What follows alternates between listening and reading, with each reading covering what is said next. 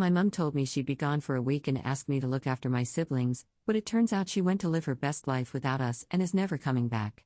Hello everyone, I am sorry for posting in parts, but TikTok only allows 60-minute videos, so we'll post all parts at once on my page.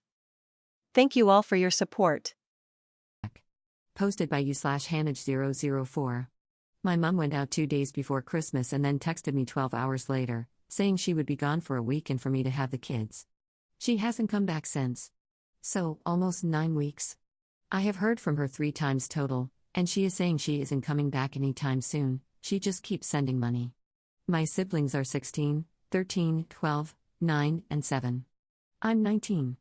I'm surviving looking after the kids by myself, and to be honest, not much has changed because I did most of it when my mum was here anyway. We live with our nan, but she doesn't help with them really either, and my older siblings are long moved out. I guess my question is my mum being gone a serious issue legally and with social services?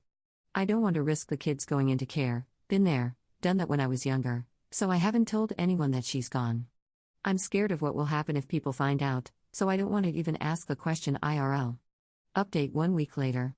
I spoke to my mum on the phone and told her I want her to give me custody of the kids, since she is refusing to come back or say when she will be back, and I'm done with her BS. We argued for like an hour, but in the end she said she would do it after I told her I was going to call the police on her. Before speaking to her, I spoke to a lawyer, and I should be able to get legal guardianship through a parenting order, which will go through court. My 22-year-old brother said he will move home and help me under the condition that my mum doesn't move back, as he refuses to be around her. His income and input will help a lot, and he seems serious about wanting to be involved with parenting and taking care of the kids, especially our little brother, as he needs a male role model badly. If we can't get custody, then my nan should be able to. Either way, my mum is very unlikely to keep custody unless she suddenly decides she gives a crap. I would bet my life she will never give a flying F. Getting legal custody is the outcome I want, so I'm relieved it seems like a real possibility. Now I'm just trying to do a total overhaul of everything with the kids, because I think they need a lot more structure, discipline, rules, and routine than they have had until now. I have realized I don't really know anything about good parenting, so I have a lot to learn. Maybe I will get some books. Until now, our house has been more like a house share, with everyone doing what they want and running around feral, rather than anyone really guiding the kids. I grew up even more feral, and I don't think it's a good way to be raised. So I'm starting a bath and bedtime routine for the youngest two, and a curfew for the teenagers. Because right now the 12-year-old goes off on his skateboard and will just show up again at like 10 p.m. on a school night. I've also been giving them much better food than they usually have, and it's been rough to get them to eat healthy, but we have made so much progress already. Any advice on instilling rules would be welcome, as I don't think it will be easy and I have never had any kind of actual parent role model in my life. Second update 2 weeks later. Hi. Not sure if doing multiple updates is okay, but I have had a lot of messages since the Baru post, and I think it will be easier to update people who are interested like this, as replying to all is hard. Thanks to advice here, we have realized that getting kinship is a better choice for us financially than getting legal guardianship. This wasn't mentioned to us by the lawyer or social services, so I'm so grateful for everyone here, as we will have so much less financial stress on kinship, and we will get access to a lot more services for the kids. Things are already seeming so much less scary. My brother has come home to help me and is working remotely for his same job, which is ideal. He has been amazing at making it all happen so fast and packing up his life to move back. He is still back and forth at the moment, but should be here full time, besides a few days a month where he has to be there in person. Our oldest sister has said she will send some money every month to help us, but doesn't want to be involved other than that. I understand why and am very grateful she is helping. Honestly, it hurts a bit that she refuses to talk about the kids or anything, but she is doing what she can handle right now, I guess. Our other sister is working FIFO right now and has suggested coming back on her weeks off to help out, but I'm not sure if that will actually happen or work well in reality. My brother doesn't get along with her very well and says he doesn't think living with her again will work. The kids are still struggling with the new rules, and we have had some issues. 16-year-old hates me, so my brother is trying to take over with her, because I am bored of fighting with her. The others are doing better, but still so difficult. 7-year-old won't sleep, which is the hardest thing right now, because then I can't sleep, and I'm tired AF. She has meltdowns when she's tired, and she's always tired now, so she's always having meltdowns. I don't know what to do with her. Everything I try to make her sleep doesn't work that well. She says she doesn't know why she can't, won't, sleep, so I don't know where to even start. My brother tried to get her to bed, and she just cried and screamed for me. 12-year-old is listening to our brother, which is the best thing to ever happen, because I was really worried about handling him since he listens to me never. 13 and 9-year-old are easier and not stressing me out too much.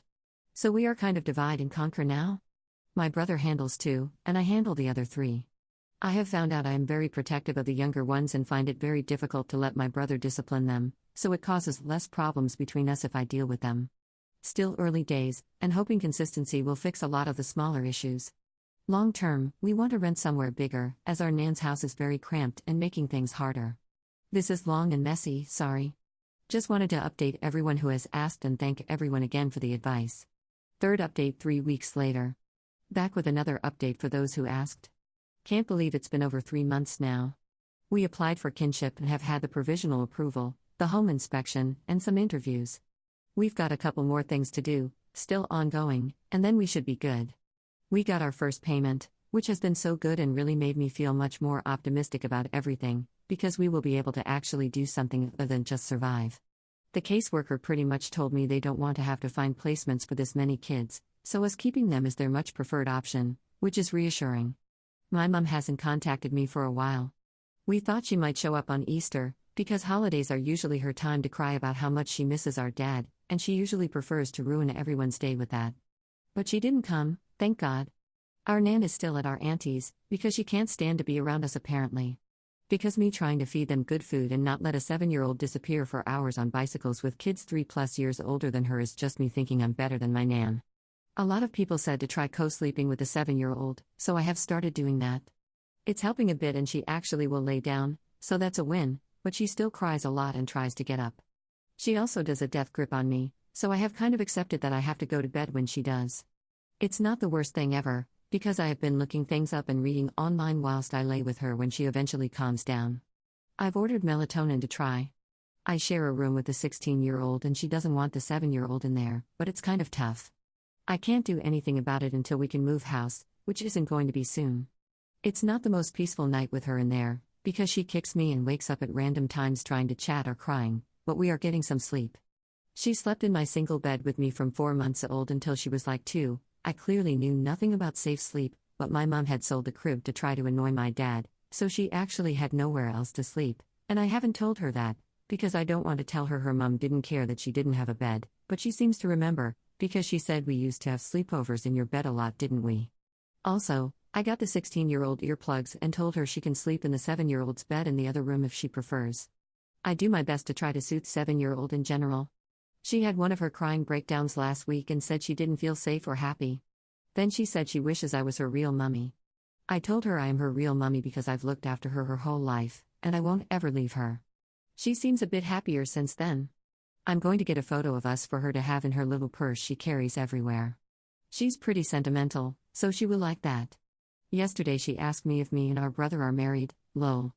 Obviously I said no, and she said I just feel like you are my mum and dad. I hope that's a good thing, even if it is a little weird. She is definitely bonding with him too. She always wants me to carry her around, and when I say no because I'm busy, he offers to do it, and she lets him now. She used to ignore him. Seeing her snuggle into his neck and actually relax is the cutest thing. Makes my heart happy because I remember wishing I had a dad who would hold me, and I'm so glad she is getting all the love. Me and my brother have had a few disagreements over discipline. He is pretty strict, and usually that's a good thing because they need it, to be honest, but sometimes I find it a bit much. Biggest disagreement was when he smacked 9-year-old, and I lost my crap. We grew up with a lot worse, and not gonna lie, I have smacked them before, but I don't want to be doing that anymore. Bro thinks there's nothing wrong with one smack on the bum.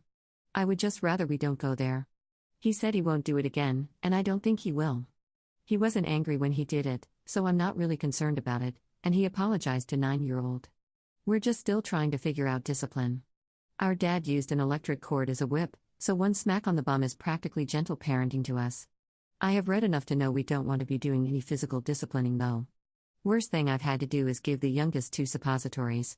My sister gave me money to take them to the GP because I was worried about them and couldn't find any for free, and didn't want to wait for kinship. Turns out they are both malnourished, underweight, and constipated AF. And they've missed some vaccines. For the constipation, we tried medicine, more fiber and more water, but no bueno, So it had to be the suppositories because the doctor said it was verging on severe. I tried to explain it to them and make the whole thing easy, but it turned into quite the drama. 9-year-old was easier, but still took me a while. 7-year-old was impossible, and everyone got too stressed on day 1, so we left it. She was still not complying on day 2, so my brother had to get involved and pretty much had to hold her down. Because I called the doctor and she said either we do it or take her in and they do it. So we had no choice really, and I still feel horrible about it. I'm obsessed with what they're eating now because I do not want anyone going through that again. But I will say they are a lot better since. They aren't getting tummy aches and they aren't so grouchy. And it has helped 7-year-old with her sleep for sure. We are getting the other 3 to the doctor next week. We will do telehealth after, but I want them to see someone in person for the first appointment. After that, the next thing on the list is dentist. We have looked at therapy and should be getting telehealth sessions soon. So far, all 3 teenagers have said they aren't doing therapy, but I will try to make them at least try it. 16-year-old is still difficult. She took my ID and she was going out whenever she liked. But my brother grounded her and she has actually listened and not tried to sneak out. The other 3 are doing okay. No big issues with them, to be honest. They are adapting pretty well, I think. I try to talk to them all about everything when I can, and they all seem to understand what's going on and trust that we won't be going anywhere.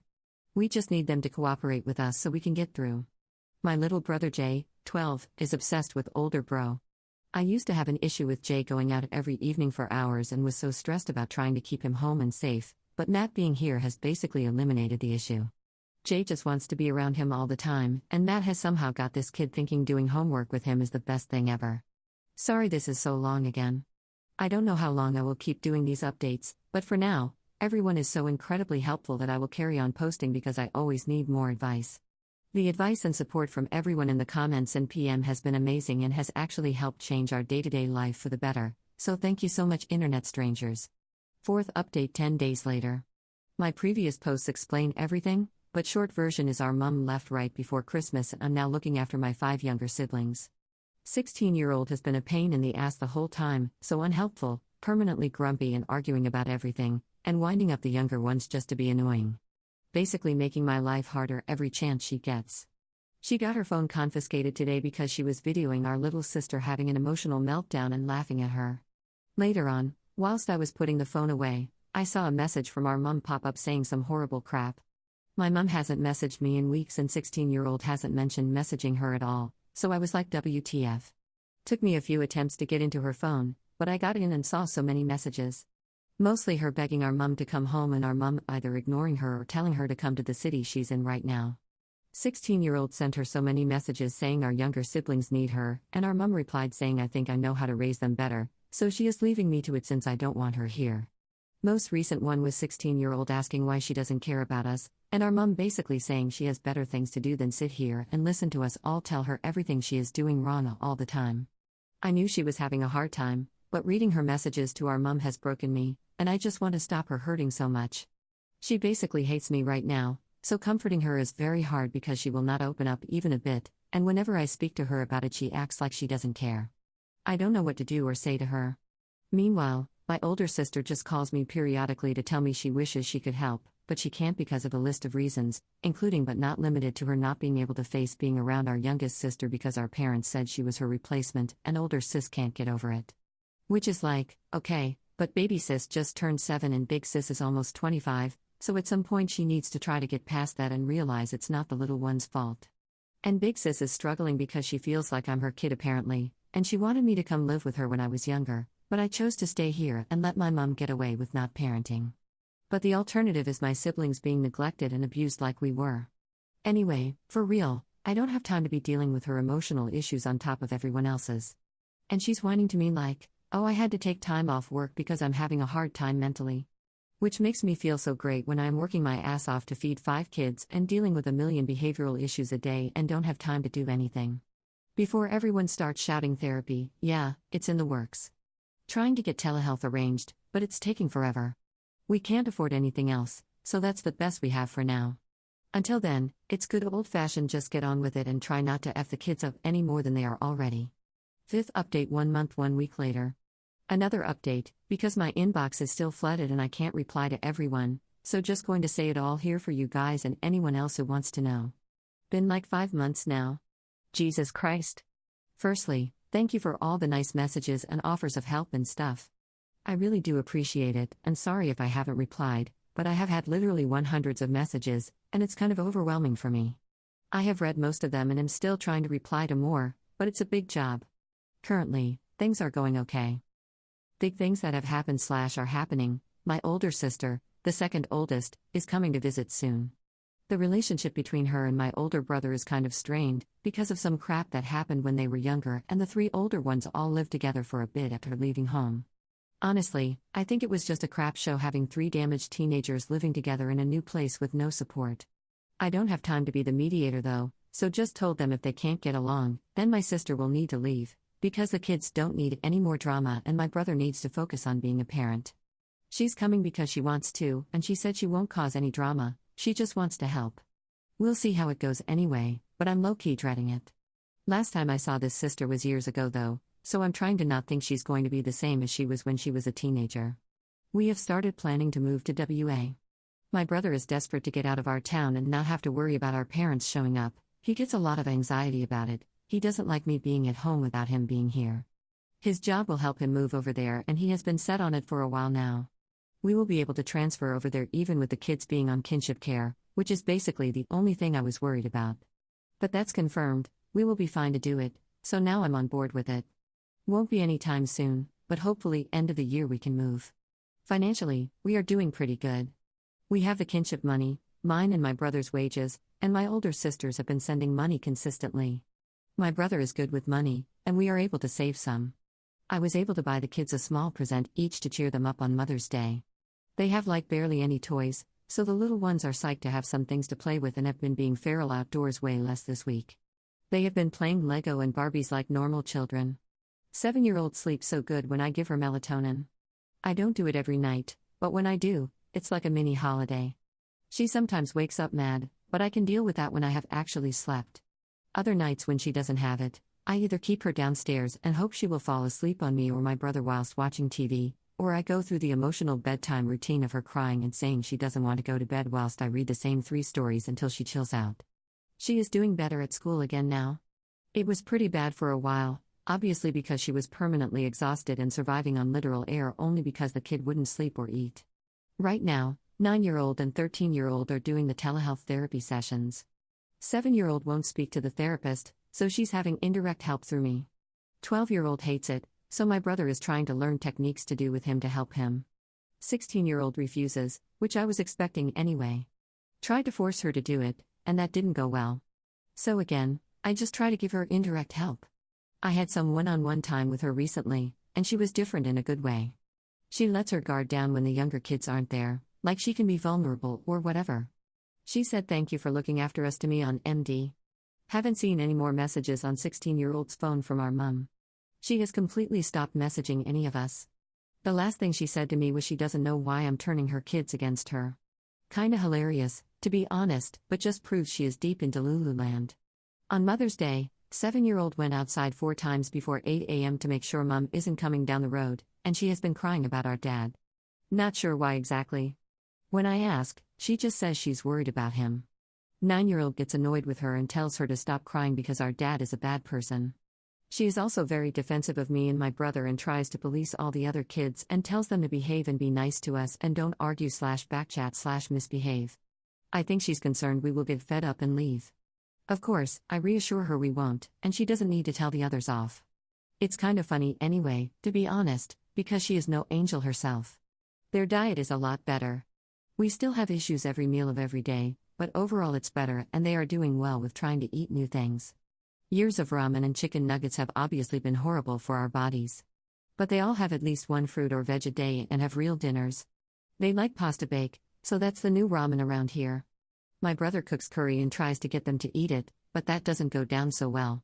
They like when he makes chicken and potatoes. 7-year-old likes bluey pouches of vanilla custard and would eat those for every meal if I let her.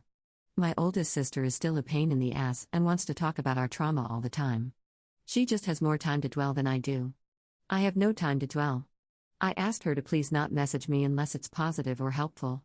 Her reply showed she really is just jealous that I am giving all my time and energy to the kids, but I really don't have it in me to look after an adult's emotional needs as well.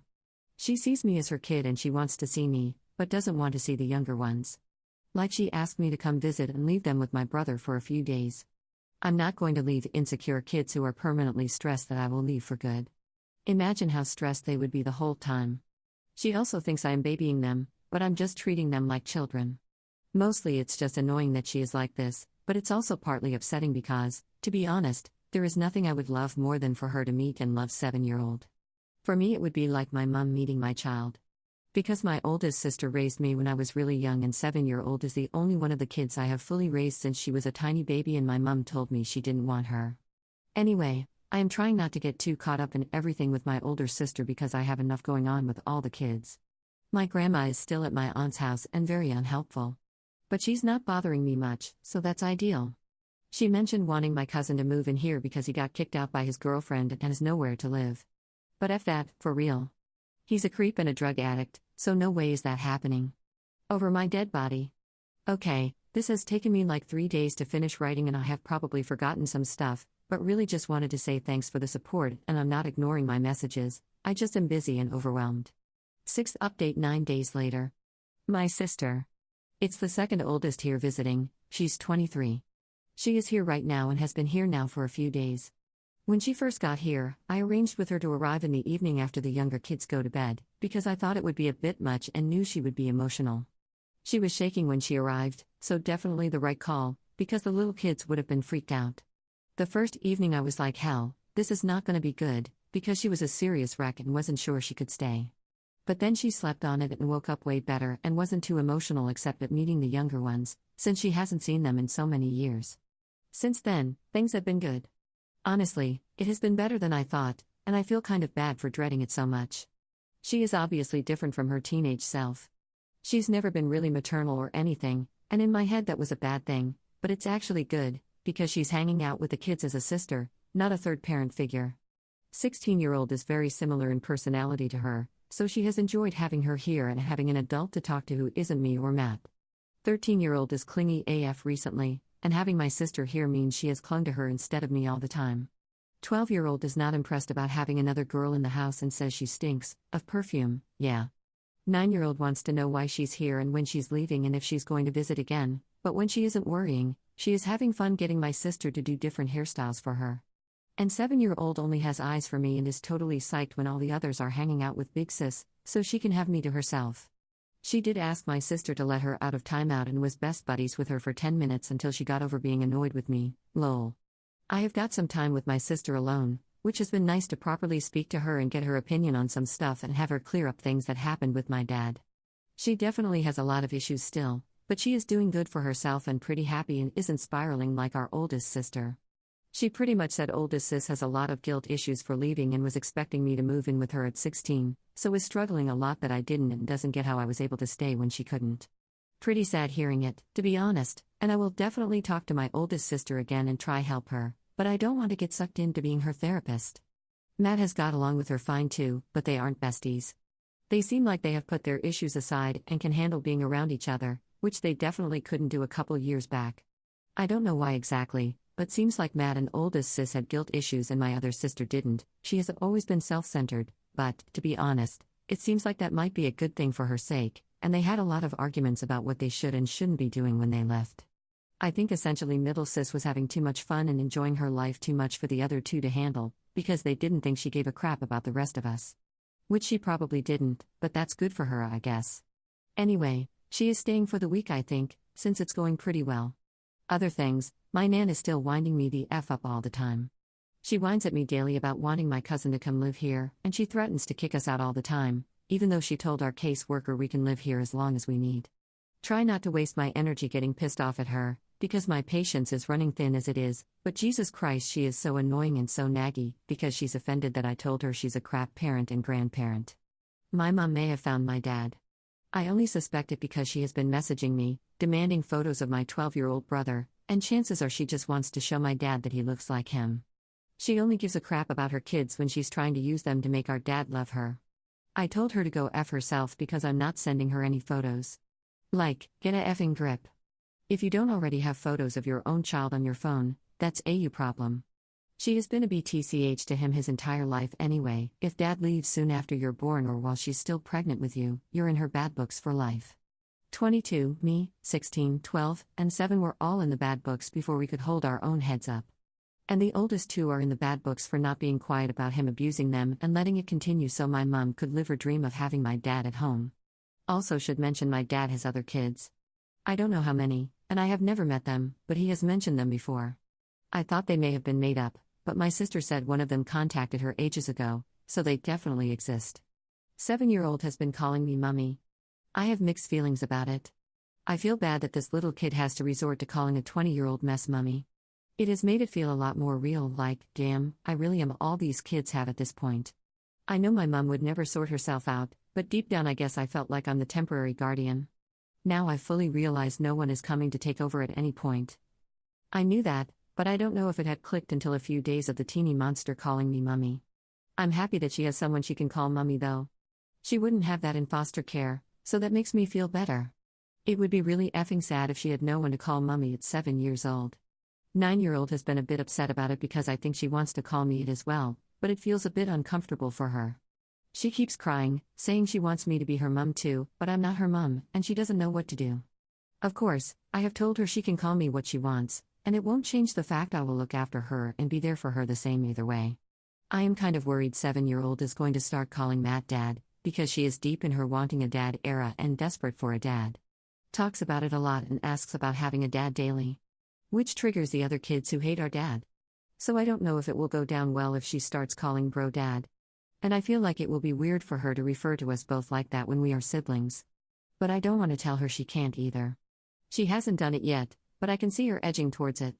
She asked me if I was going to marry Matt so he could be the dad. And he is so good with her.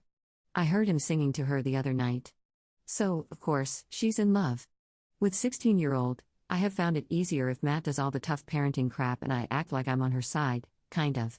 Of course, he knows I'm not really, but she doesn't want me parenting her, so instead of trying to force it on her, I'm trying to be more like just a sibling and he is the bad guy. It doesn't work out perfectly and I still get pissed off at her, but mostly only when she does something to interfere with me parenting the other 4. Like 7-year-old has her lovies, old muslin cloths, she is very attached to, and 16-year-old confiscated one of them and wouldn't give it back, and I had to tell her you don't confiscate crap and force her to give it back by threatening to take her phone. But other stuff I leave to Matt. He is less bothered by the psychological BS with her. He just gets annoyed when I have an attitude with him, and she overhears and copies me, lol. It's been a lot of trial and error figuring out how to deal with everyone, because like 13-year-old is my shadow and does not react well to Matt disciplining her at all, but is fine if I do it. And 12-year-old is one extreme or the other. Would tell me to F off, but would cry when Matt tells him off for it.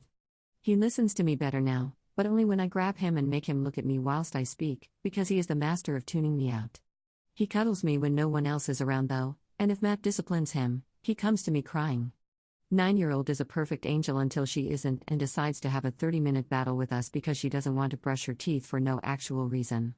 She kind of reminds me of myself as a kid, trying to keep it all together all the time, but she is safe enough to then let it all out in a meltdown. Mostly she's pretty easy, because she's reasonable, but sometimes she does go full demonic and tests our patience. To everyone messaging me saying 7-year-old sounds autistic, she's not. I've discussed it with the doctor and the therapist. She's got anxiety and abandonment issues, and is very stressed in general, which is why she can't let herself lose control and fall asleep. But she was not like this before my mum left at all. She used to sleep fine. All of them struggle with food because they have been eating ramen their whole lives, but it's harder to get 7-year-old to eat better. The older ones I can explain it a bit better that they need the nutrition, and they will try and eat more. But she doesn't give a F about nutrition.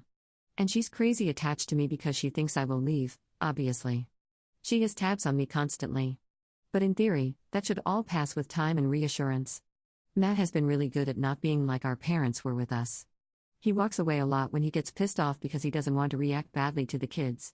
He hasn't smacked anyone since our big argument about it, which, to be honest, is impressive considering how it was for us as kids. He literally has scars from my dad's beatings, and my mom has broken multiple bones on a few different kids. So trying not to be physical at all when that's what you're used to is hard, but we are doing it. I'm chilling out a bit now with letting him actually parent and not intervening all the time. Like a while ago, we were having a terrible night with 7-year-old, and she was still screaming at about 2 a.m. Matt came to get her off me because I was about to lose it, and as he picked her up, she was flipping out and accidentally headbutted him full in the face. I basically went blind and grabbed her off him so fast because if that was my dad, he literally would have thrown her across the room and she'd be in hospital. But Matt just sat on the floor silently and held his nose for a while. And I was like, okay, WTF, he didn't even seem pissed off. So a couple more situations like that, and now I'm not so crazy in protection mode and feel like I can trust him. Anyway, this is a lot longer than I planned yet again. Can't stop writing when I start, even though these updates take me days. 7th update 2 months later. Apparently this was deleted in advice, so just posting it again here so people can read it if they want and not have to message me, lol. Another update since it's been like 2 months since the last one. 16-year-old is still up and down. Sometimes so nice and easy to be around, and other times I'm like the F is going on in her head. Like she had been really good with asking if she could go out and telling us who with, where, and what she was doing, which was like so much progress. Then a couple weeks ago I went to check on one of the other kids at like 1 a.m., and 16-year-old wasn't in bed or anywhere else in the house. Called her 10 times, and she had gone out. Her excuse was we were already in bed when she was invited, so she couldn't ask. That's BS anyway because she knows I wasn't asleep. I was laying with 7-year-old and had my phone with me, so she could have texted me. Just stupid crap like that where I'm like I just need to know where you are, like especially at night. And she likes to argue with me about disciplining the younger ones, which is hell ironic because she thinks she can do whatever she wants and I'm like evil if I tell her no. But then she tells me I'm a soft pushover when the little kids are doing something they shouldn't. 9-year-old has been terrorizing 7-year-old, and I'm trying to deal with it based on advice from the therapist and stuff I have read. 16-year-old likes to get involved and give 9-year-old a taste of her own medicine, which pretty much means she slaps her back. That doesn't help with my entire aim of everyone keeping their hands to themselves. I can see why 16-year-old does it, because I have to fight the urge to do the whole you hurt her, I'll hurt you thing with 9-year-old since that was what my parents were like when they could be bothered to try to actually parent. Anyway, now I spend half the time trying to keep 9 and 7 separate and the other half arguing with 16-year-old about discipline. Worst thing 9-year-old has done was hit 7-year-old on the head with a metal water bottle, and Matt lost his crap as much as you can lose it with a kid that age. She has been better since, but still not nice. Basically, she's frustrated with 7-year-old because she won't play or anything at the moment, where they used to be best friends and play all day long. And 9-year-old is trying to kind of discipline 7-year-old because she doesn't like it when she has meltdowns or talks about our dad or anything. 7-year-old is my shadow, and because she doesn't sleep well, she is always tired/grumpy and not much fun for 9-year-old to be around, so she gets angry with her.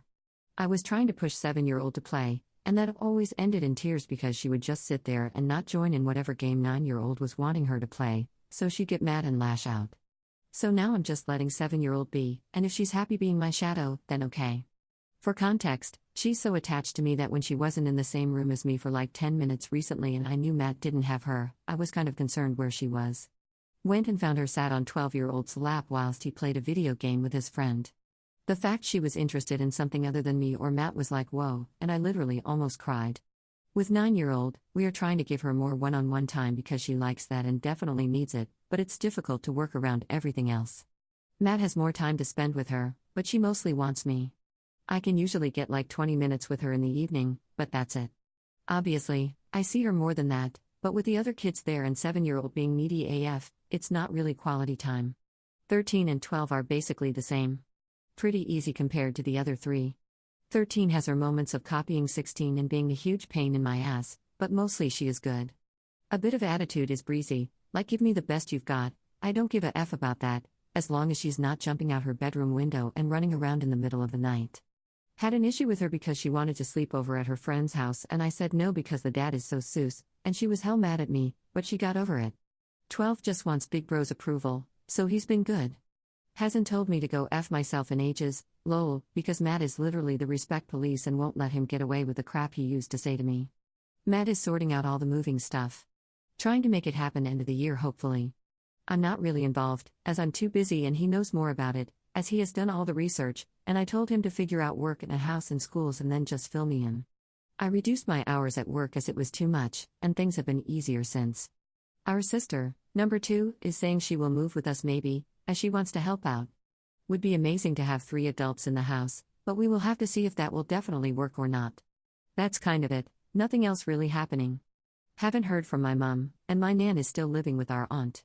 My oldest sister still sends money and we talk a bit, but I told her straight that I can't deal with the constant trauma talk right now. Edit, everyone is messaging me about 7-year-old's muslin cloths. Just gonna say I can't mess with the cloths. They are her lovies and they all have names and personalities, and in her head they are dolls, not rags. She makes them play together and speak, and they have faces drawn on them. So if I wash them, I'm drowning them. If I stuff them inside a teddy, I'm suffocating them. If I stitch them together, I'm stabbing them. You get the picture. Imagine them as her literal babies and you'll appreciate how limited I am and what I can do with them, lol. So my aim is to get her to switch her focus onto something else, but it's hard when the rags have been the only toys she has really had in her whole life. And also, her being obsessed with 5 rags is like kind of the least of my worries, to be honest. Having to find missing rags all the time isn't the most fun thing ever, but it's not a huge problem for me. 8th update same day. Got my first text from a kid's friend's mum today, inviting 7-year-old to her kid's birthday party in a few weeks. This is the message: Hi Hannah.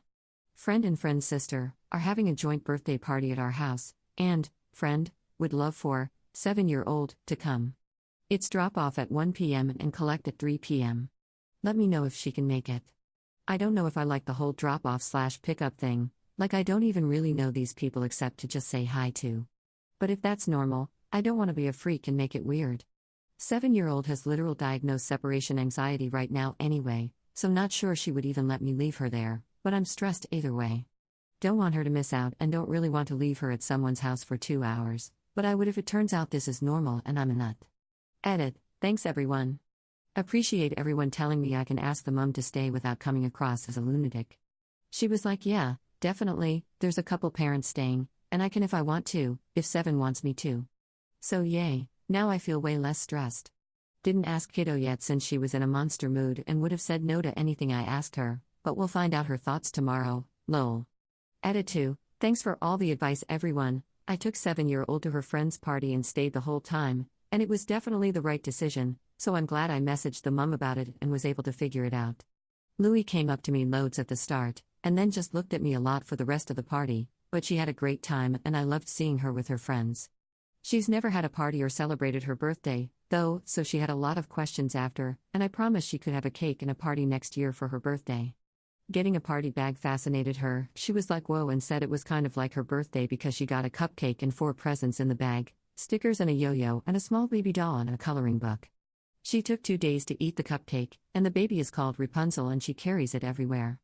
I'm glad I asked here and didn't freak out and just say no like I was tempted to, since the idea of leaving her was freaking me out. 9th update 2 months later. My mum had another baby, another girl. I don't know why it shocked me so much because I literally think through this exact scenario in my head every day. But it still hit me like a ton of bricks, and I was on the edge of losing my mind for a couple days. I don't know why.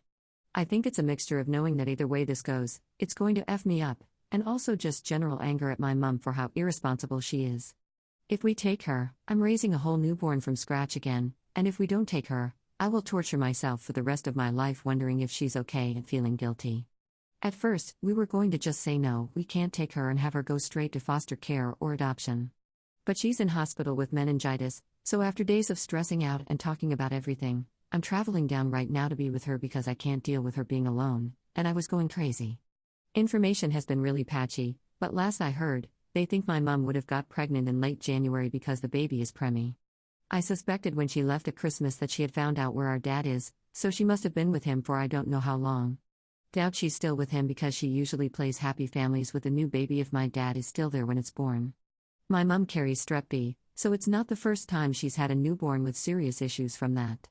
We don't even know what day she was born on. I'm so mad at her that she didn't tell me she was pregnant or come home to have the baby. I would have made sure she got medical care, and she would be okay. I'll know more when I get there, but it sounds like my mum didn't have her in hospital, which again wouldn't be the first time she's done that. I've had to just leave Matt with the kids and hope things will be okay. He says he's got it, but I don't know, and obviously me leaving didn't go down well with 7-year-old. 16-year-old is like a new person since we found out and is suddenly the most helpful person ever. Now I've gone, she keeps messaging me that things are fine at home and that she wants me to bring the baby home with me. She's the only kid who even knows about the baby, the others think I'm helping our sister with something. I just don't know what to do. Imagining letting her go live with strangers sends me into literal blind panic. I've been in foster care, and it was horrible. I know it's different for babies, but how can I risk her going to live with people who might not love her? I know I will love her, and she will be okay with us. But the other part of me is can I realistically have another kid at home, and what if she gets adopted by amazing people and has an incredible life? I don't know what to do. The caseworker is saying that staying with family is priority, and it would most likely be possible for us to have her if we want her. But I don't want to say yeah, I want her, and have all this stuff happen, and then take her home and realize OMFG I can't do this. A baby is a lot different from school-aged kids. But I have done it before, and I was 13 last time I was doing night feeds, so surely at 20 I can do it. 7-year-old is finally mostly sleeping in her own bed, and I've actually been sleeping at last. But I feel like an idiot if I say yeah, give this human child away just so I can get a bit more sleep. That's crazy. Matt is saying we could bring her home and see how it goes, as a temporary thing.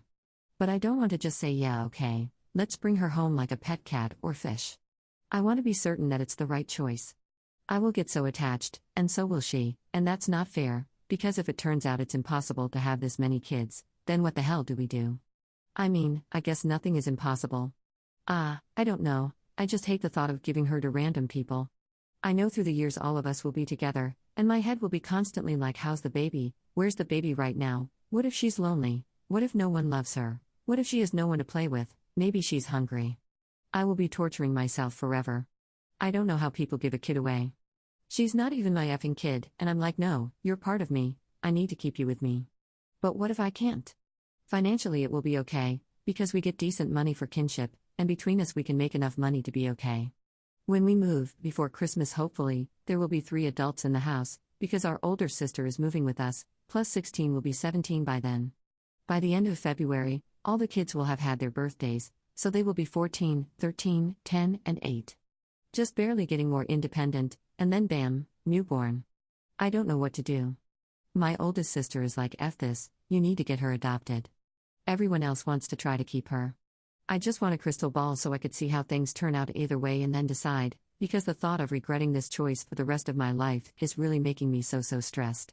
Not really looking for advice, to be honest, because I don't want the life of a literal baby being decided by Reddit, as that just seems effed up, and I want it to be the right choice for us that we have made with the caseworkers. I'm just rambling, because it's an 8-hour journey and I need to stop spamming Matt and my sisters with my constant thoughts. But yeah, for everyone who was messaging me your mom will have another one, you called it I guess. 10th update 8 days later.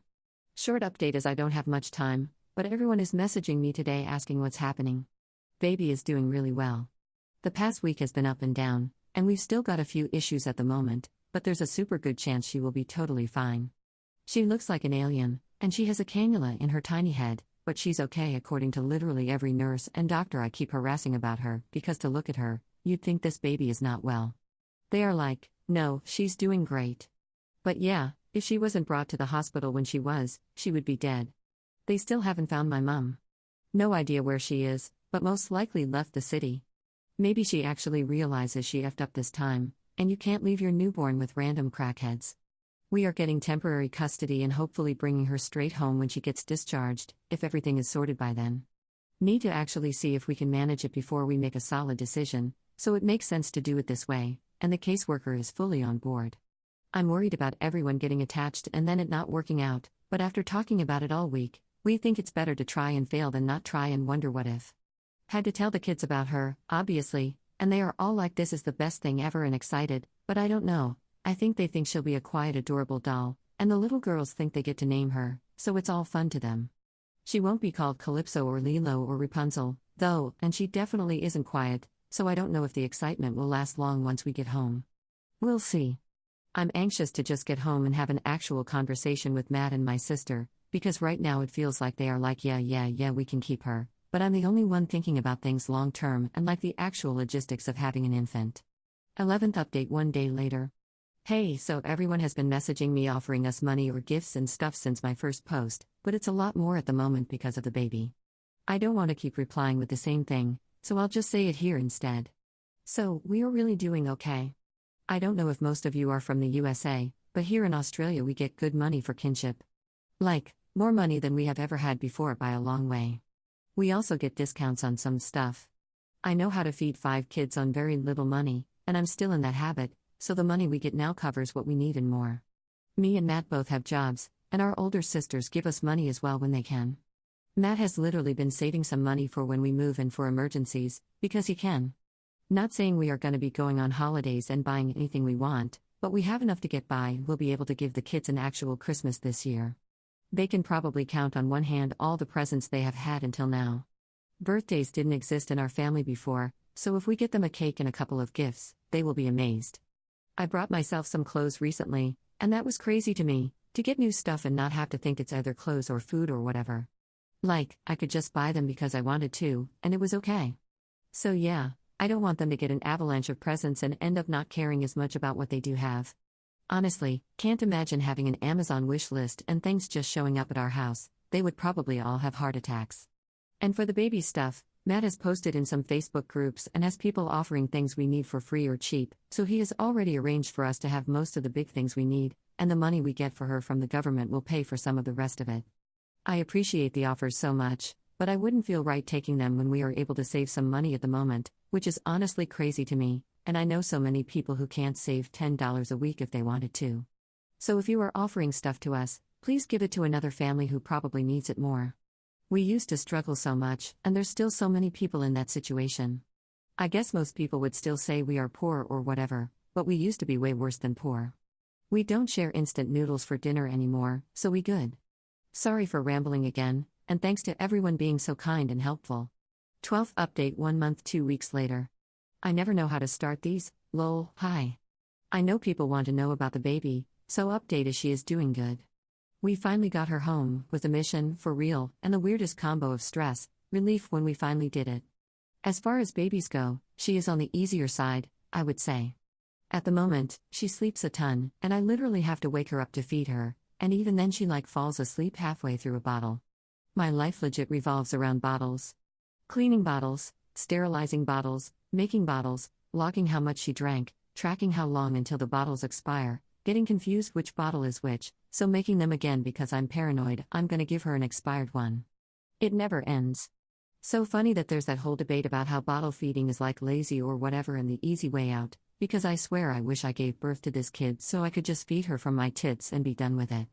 Dealing with bottles is so time-consuming. But not gonna lie, the baby herself is not a huge deal, it's the addition of the baby to the existing chaos that's kinda F because they all have such different needs already. I thought the 7 to 13 gap was huge and a pain in the ass to keep them all happy, but now it's let's entertain you all and remember the feeding schedule of an infant.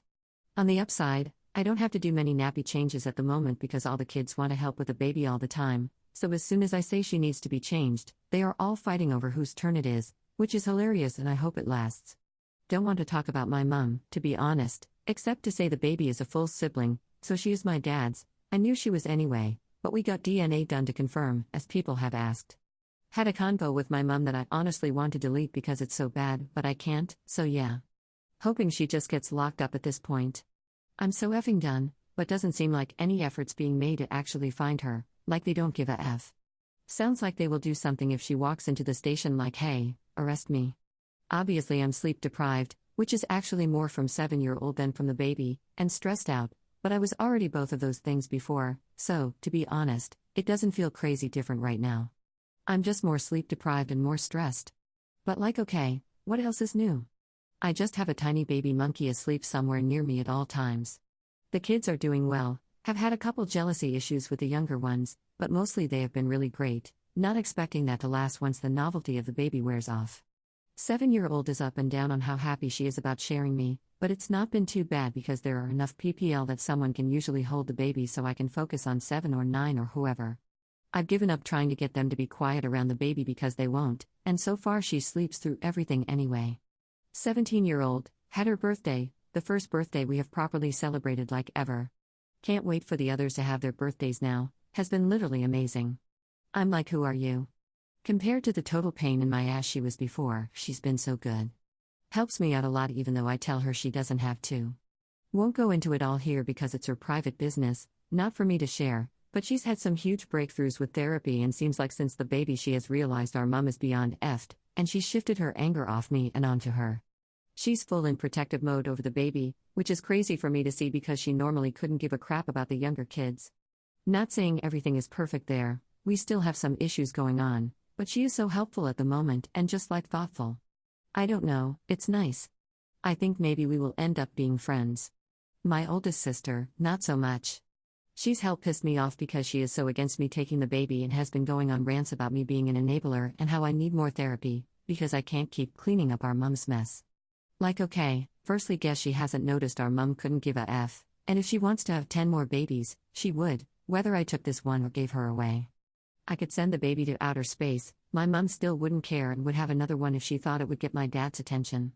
And yeah, I'm not really here for her calling the baby it and acting like I should literally give her away like she's an unwanted toy or whatever, so I'm not speaking to her at the moment. It makes me upset because I love her, but I can't mentally deal with her right now if she's gonna be like that. Had to name the baby, so I called her the name I have always wanted to call my own kid, because who knows if I will have one, and I thought it would help me bond with her, because I have an emotional attachment to that name, like I have loved it forever. But I can't stop calling her the baby, because she doesn't suit having an actual name yet, lol, she's like too little I guess. I'm trying to ease into calling her name by using a nickname, but I legit sit there in the middle of the night speaking to her and trying to call her name and just end up being like nope you are just a baby. Rambling again, so I'll wrap it up, because I don't know who has time to read this crap, but we are all set to move as well. A bit later than planned, but whatever. Matt flew over for a few days to sort out the house, and my older sister is going to go over a week before we move to get everything fully ready, which is definitely needed now that we have the baby. She's complicated things a lot, but we are figuring it out. It's costing a crap ton to move, but once it's done, I think everything will be so much better. No dealing with our nan, and it will be less cramped, and my sister will be living with us, so we will have 3 adults and the new and improved version of 17-year-old, which means it's 3.5 against 2 teenagers, 2 kids and a newborn. Which isn't so awful, wait for me to take that back, but I hope it will all be okay and feel easier. And our parents won't know where we are, so Matt will finally chill out and stop having daily heart attacks about kids being here, there and everywhere around town, or me being home alone or whatever. That's all I can be bothered to write, and again I've written this in 3 different sittings this week, so if it doesn't make sense, please just excuse my tired rambling brain, lol. 13th update 3 weeks later. Little update because I'm double nap trapped, is it still a nap if it's 11 p.m.? I don't know, but neither of them are out for the night, so I guess it is, by the baby and 7-year-old, and I'm angry so I want to type, lol. Kind of drowning at the moment, but literally not even because of the kids, because of all the mother-effing adults who want to make my life harder constantly.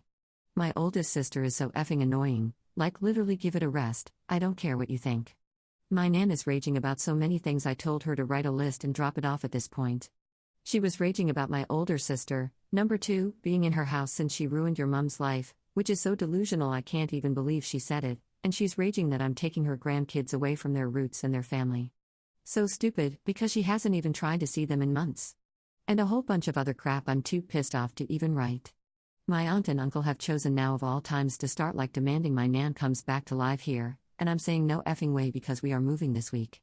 I'm not about to move kids around to make space for her when they have a spare room and can keep her for legit like a few more days until we are gone. My uncle starts threatening me, says I'm being ungrateful and a brat, yappa yappa yap, like be effing for real, I don't need to be grateful to you for letting our nan live there when she chose to move out. Not like I even suggested it, she just didn't like that I was telling the kids to listen to me and not her.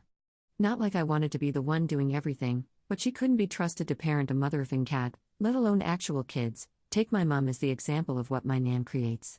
Told my aunt and uncle they can STFU and keep her until we leave, and then preferably never speak to me again. I'm so done, so over it, so ready to get out of here. Then my oldest sister calls 17-year-old crying, because I had her blocked, so of course I take the phone, and she's just going on about her problems. I tell her I'm too stressed to deal with her right now. She's all, I told you so, you shouldn't have taken the baby. Like, BTCH, this baby just sleeps, she's fine. I'm stressed because of a bunch of adults who can't act like adults or understand any other POV but their own. I know why my sister doesn't want me to have the baby, but she keeps telling me again and again. I have to talk to her like I talk to the little kids and be like, I'm listening to you, and I heard you, and I'm taking it on board. I just don't agree with you. Nothing else needs to be said. I had originally told her she was welcome to come over to WA with us, as I knew all of us being together was upsetting her, and I don't want her to feel unwelcome, But I just took that back, because I can't think of anything worse than her being around the kids. Anyway, then there's the actual stresses, for example, moving across the country and having to pack up everything for this many people. I mean, it's a good time to be poor with not many belongings, to be honest. I don't know how people do this when they have a crap ton of stuff. 7-year-old is freaking the F out because one of her loavies is missing, and she will not move without it. I don't know if I've mentioned the loavies here before, probably have. To be honest, they are the bane of my existence, but they are a bunch of old muslin cloths she is very attached to. She thinks of them as her dolls, and her fave thing to do is make them have a tea party, but it's legit just a bunch of rags in a circle around an empty can of Sprite. Some of them are literally falling apart, but she loves them so much. So whatever, if a rag makes you happy, that's cool, but having to look for them all the time is not fun. Before people say to get her some actual dolls, I have, but they don't hit the same, I guess. So yeah, finding that is way higher on my priority list than it really should be. On the subject of losing things, 17-year-old lost her effing mind the other day and we almost had a fist fight. I was on the edge from all the other stress, and she was screaming at me and my older sister, number 2, and I was so done I actually lost it, which I usually don't do. She ended up being like, "Are you gonna effing hit me?" And I was almost like, "Yes, BTCH, let's go." But I hung on to my last shred of restraint, and my other sister got involved, ending up making 17-year-old cry. Then I had to be all nicey nice and comfort her because my older sister is so unmaternal it's unreal. She's just like, "Veilp, if you didn't act like a jerk I wouldn't have yelled at you." Anyway, we are over it now. I apologized, she apologized, we understand each other, and we're moving on. She's just stressed about moving, and I'm stressed about all of the above, so whatever, it was gonna happen. My older sister, number 2, is already at the new house getting it ready, because we didn't want to show up with all these damn kids and nothing prepared. Matt is being a stress head as well, so that's hell fun, because I don't even have his calm energy to keep me from losing it. Just keep telling myself that in a few days it's all over and taking it an hour at a time. Rest of the kids are fine, had some kind of issue with every single one of them in the last couple weeks, but I knew we would, because it's Christmas time and we are moving from their friends, their school, their house, so they are a bit on edge. But they're good considering everything. Like I said, they are not my biggest problem right now. The baby is just being a baby. She's pretty happy, I think, and I'm pretty jealous of her, not gonna lie. Just sits there with zero clue what's going on. When packing up, I found some old baby clothes and literally got so triggered, because some of them had what I'm pretty sure is blood stains, and it brought up a lot of feelings about everything. Had a full mental breakdown whilst everyone was asleep, and then the baby woke up and brought me back to reality, and not to get emotional, but, to be honest, it made me so grateful for her. Like just sitting there with her makes me think about how things are so much better now and how she will have no idea about any of this crap. So effing glad she's not with my mum right now and will hopefully never have to see her. Little update turned into a big one as usual. Sorry I can't stop when I get going, but yeah, that's where we are at right now. Pray for me flying with all these little goblins. It's legit everyone's first ever flight, and getting them settled into a whole new life, which we hope will actually be better and worth the hell of moving. 14th update 9 days later. We are in the new place. Things are mostly good, if still pretty chaotic. I love the new house, and it's amazing having so much more space and just feeling like it's a fresh start. My sister came over in advance, and it was so good arriving to the house being half set up already. She put all the beds together and had new bedding on already, first time for everyone. So that made things smoother. Honestly, I had so many plans for everything we would do when we got here, but we haven't done any of it. We are just loving being in the house with the aircon. I try to get the kids to the park early morning or in the evening when it's cooler so they can get some fresh air, but that's like the extent of our outings. Matt and my sister have run errands, and they take a kid or two with them usually, but yeah, we are mostly just enjoying the house. It sounds dramatic, but Matt is like a different person. It's like I saw the weight go off him when we got here. He sings in the shower now, mamau. The flight over was hell, literally so bad. I had it all planned out who was sitting where and who was looking after which kid. Nope, the baby cried on and off the whole time, so I was too terrified to move a muscle in case she started up again. 13-year-old was moody and stressed about the baby crying, and I had to switch her to sit elsewhere before she made me lose my crap. 9-year-old, as it turns out, hates flying, so she was crying at takeoff and landing and a few times in between, saying she wanted to get off. 7-year-old kept needing a pee literally every 10 minutes. 17-year-old took her a few times, but then was too embarrassed, so Matt took over. 12-year-old was happy as can be, decided he wants to be a pilot, and basically looked out the window the whole time and was zero trouble. Except he did try walking off a couple times in the airport. He wanted to go in one of those massage chairs. So I guess that settles the debate on girls or boys being easier. And since we got into the house, it hasn't all been sunshine, rainbows, happy families. Day 2, 13-year-old and 9-year-old had an epic fight. 13 slammed 9's hand in the door. A 9-year-old had an epic fight. 13 slammed 9's hand in the door. In the process, she obviously started screaming, crying, and Matt went running, but as he got there, 12-year-old was already there and swinging for 13-year-old because he was defending Lil Sis. Matt reads the entire situation wrong and thinks 12-year-old is on the rampage and hurt 9-year-old, so he goes full ape crap at 12. The whole thing woke up 7-year-old, who was napping because she slept like crap the night before and was a grump. I was like, what the F is going on, and everyone was screaming, and I was like, OMFG, what is my life? Told Matt to F off because he was annoying me, and then I had crying/grumpy/scared 7-year-old, crying/injured 9-year-old, crying 12-year-old all on my bed, whilst 13-year-old shouted at me that it wasn't her fault and blah blah blah. I was ready to send her back to my nan, to be honest, JK. Like yeah, they fight a fair bit, but that was next level. I think we are gonna have more of this BS as well, because Christmas Eve it will be a year since my mum left. Plus, the kids are all worried about going to new schools. 12-year-old cried about missing his mates, and I literally felt so awful, because he rarely cries, so I know he's going through it right now. Matt and my older sister had an argument over discipline, and I had to bite my tongue so hard not to get involved. As soon as we have some time, I'm sitting down with them to discuss everything, because, to be honest, I don't want my sister involved in parenting really. Partly because she will only be here 50% of the time, and partly because she is on a different wavelength to me, and it would be hell, unsustainable parenting the younger kids with completely different approaches. My sister is pretty tough and acts like they are her friends, doesn't empathize that well with them, and won't be consistent with discipline because it would depend on her mood how much she could be bothered to do. Like, I will spend 45 minutes putting the youngest back in timeout until she quits fighting me and actually apologizes, because I know it will be worth it long term. My sister would be like, can't be asked, she doesn't need to apologize, who even cares? I have seen her witness 9-year-old pull out a chunk of 7-year-old's hair and literally say, do that again and I'll threat. Like, are you kidding? That isn't a two-strike situation. So yeah, I would prefer if she's just like actual big sister/aunt vibes. Me and Matt already have an established good cop, bad cop routine going on and it works. But I will talk to her and see where she's at. She can help with 17 and 13 because we have very different issues with them, but the others I think need to just know me and Matt are the parents and sis is sis. And she sucks with babies, so that's fine, the little one is all mine. In more positive news, we have Christmas decorations for kind of the first real time and the kids are very excited. They hide it well because they are used to disappointment, but I think they are secretly really psyched for an actual Christmas.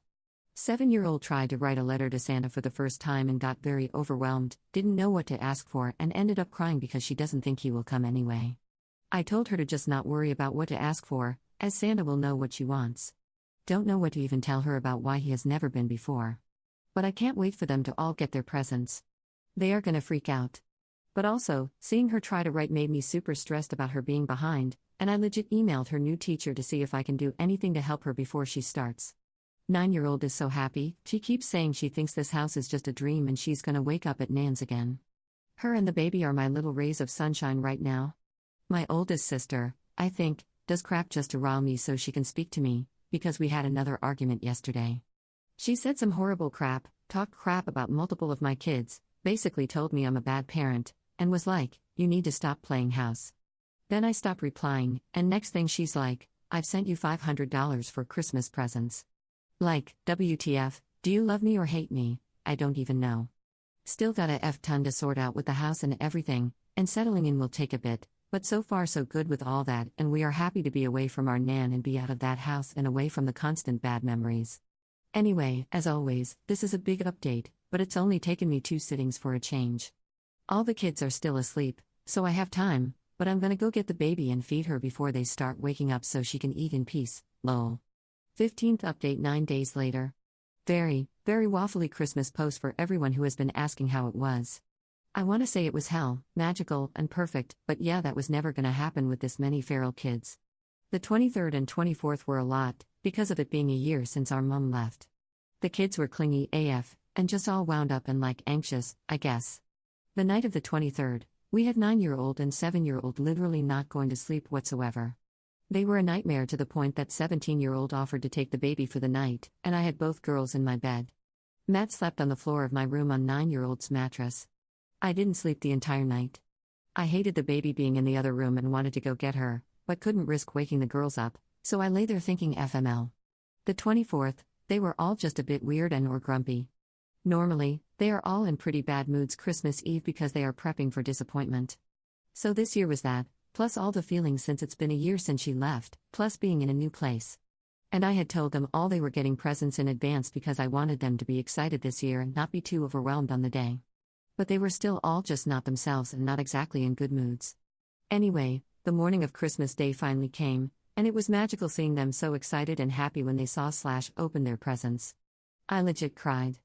Love them kids, they are so grateful for everything and it kills me. They only got like 5 to 10 presents each, but it looked like a lot of gifts everywhere since there are so many of them. Me, Matt, and sis number 2 got each other a couple presents too, which was cool. The kids had a whole convo about how it looked like a movie Christmas in real life. 7-year-old Near died when she opened a box full of bluey custard pouches, and 9-year-old opened one present and stopped for ages. I was like, hey, aren't you gonna open the rest? She was stunned that the others were for her as well. All day, 7 was like, I can't believe Santa knows where we live now. She also thinks Matt has his number and sent the updated address, so he gets the creds for that. She got a big hippo stuffy, which never left her side all day. The older ones were more quietly happy, but I could tell they were amazed. They all said really genuine thank yous to me and Matt. Which is a whole 180 from why don't you go F yourself, Lamau. I stupidly said as a joke, you guys are all being very nice today, ha. Totally jinxed it, because shortly after, things went kinda downhill. I went to have a shower, washed my hair, thought, oh my god, this day is gonna be so fun. Go get my baby back off my sister, and she immediately pukes in my hair, because someone didn't burp her properly. Rest of the kids have turned chaotic as well. There were happy tears, sad tears, overwhelmed, plus 9-year-old broke one of her presents in the first hour, so she was legit distraught, arguments. I was so exhausted by lunchtime I legit took the baby and had a nap with her, which I never do, but it was a lot. Told Matt and my sister to deal with the rest of them, because I needed a break from the noise and the crying, as I walk off with a 3-month-old. Matt took them all out, which was ideal. Had a day off from stressing about food and just told the kids they could eat whatever they wanted. We just literally did like pizza and nuggets and stuff I know they like and did like a buffet type thing, so they could just eat whenever. Nothing really special, because it wasn't the day to be trying to introduce new foods. I was already too tired, and I didn't want to cook. Matt had some fancy smoked salmon and some other fish that he likes, but no one else really ate it, and I didn't try to force them, because can't be asked. Everyone was hyper AF in the afternoon, even after Matt took them all to the beach. They got back and were more energetic than before, I swear to God. Almost lost my crap, because they made the baby jump like 5 times, and I was so done, because I kept telling them to calm the F down, and they wouldn't. Matt worked some kind of magic, and they listened to him. Pissed me off even more, to be honest, after they ignore me. Youngest 2 did some craft things they got from Santa, and the others were pretty chill, just watched some movies. Then we played a couple games, and that was pretty good. Lots of emotions by the evening. I don't know what happened, but we went to make dinner, and suddenly I had kids disappearing off into different rooms to cry. The baby peed all over 13-year-old's new blanket, because someone, Matt, didn't put her nappy on properly. Such a juggling act, especially because 7, who is usually the emotional one having meltdowns, was legit bouncing happily around the whole house, and I'm like, hey buddy, can you chill and not jump around so happily whilst her sister literally hyperventilates? Or do it somewhere else? She had gone selectively deaf, so you can guess how that went. 12-year-old and 9-year-old had early nights because they were upset, and the rest of us got to watch 7-year-old perform a play she had made up during everyone else's meltdowns. She said it was Christmas-themed, but it was actually about the Titanic, except she thinks it got hit by a tsunami. Watched another movie. Then 7 had a meltdown because it got to 11 p.m., and I had the audacity to say, hey kid, it's bedtime, and she was hell angry that I was making the day end.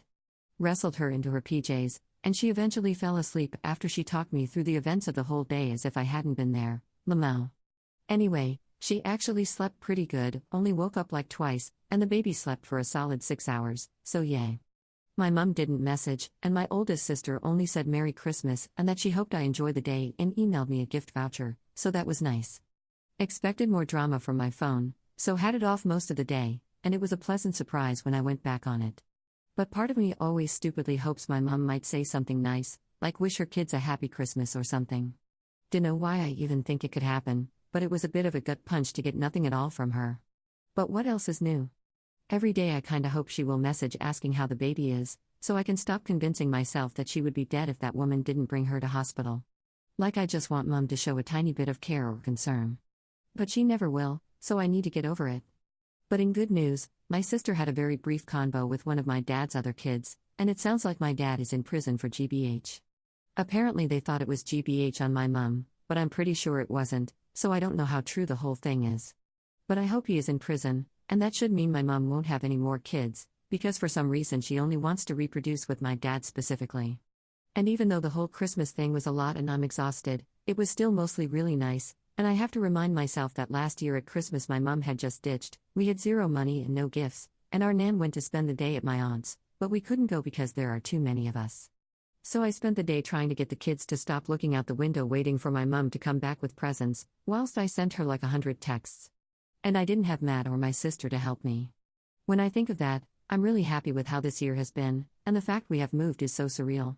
This might be my longest post ever, I'm so sorry, lol. If you have read this far, thanks and hope you had a good Christmas. 16th update 2 weeks later. Not the most positive update, just the realistic chaos of our life right now, lol. Summer holidays still here, so the kids are here 24/7 being chaotic AF, and I honestly think the anxiety about starting a new school is getting worse by the day. They are literally demonic right now, I can't get a break. I deal with one kid and immediately the next one starts, then the next, and it actually does not end. Day and night it doesn't end. The baby has stopped sleeping as much, so she is a bit more work too. I'm typing this in the middle of the night whilst holding her, because she wakes up every time I try to put her down, so I've given up. My sister is working FIFO, so she's literally here for a week, then gone for a week. When she's here, things are so much easier. She takes the kids out away from me, so I can breathe. I don't go out loads, except for baby/kid appointments, as those never end either, because it's too hot for the baby, and just thinking about trying to get organized to leave the house makes me feel sick. I can usually do an evening or morning walk with the baby, which mostly I bring 7, 9 and 12 with me, and they play at the park near our house. Well, 12-year-old skateboards around, doubt he'd like me to accuse him of playing Lamau. But I don't really go further than that right now unless the kids are being nice and my sister is there. Otherwise, her taking them out is my recovery time. Promise I do still love them, but OMFG I can't wait for school to start. 12-year-old goes out and skateboards with some of the neighborhood kids pretty often. Obviously don't need to really worry about supervising him, I just tell him to be home before dark, which it's hit or miss if he'll actually listen. Trying to pick my battles with him, but Matt is hell set on doing 3 strikes and you're out. I don't know how on board I am, because last thing I need is a grounded preteen boy in the house all day winding everyone else up. Otherwise, he's pretty okay, can be a little crap, but compared to the girls he's my angel. The little girls mostly play at home unless one of the older girls takes them to the park. Matt got some big plastic bucket things from Kmart, and the girls fill them with water and play Barbie swimming pool, or a Barbie boat got hit by a tsunami, or whatever. That keeps them entertained for ages. The rest of the time they just terrorize me and each other. Most days, 9-year-old is in trouble for doing something to 7-year-old. Try to get them to play separately, but apparently they'd rather be pulling each other's hair out than playing alone. 7-year-old has a bunch of night terrors and a few other things going on ATM that make life more stressful, but that's not her fault. 13-year-old, I literally can't even look at her half the time without her freaking the F out.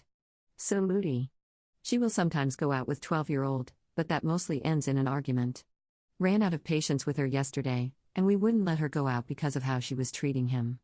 Now I think of it, it probably was too much for both me and Matt to be stood there telling her off.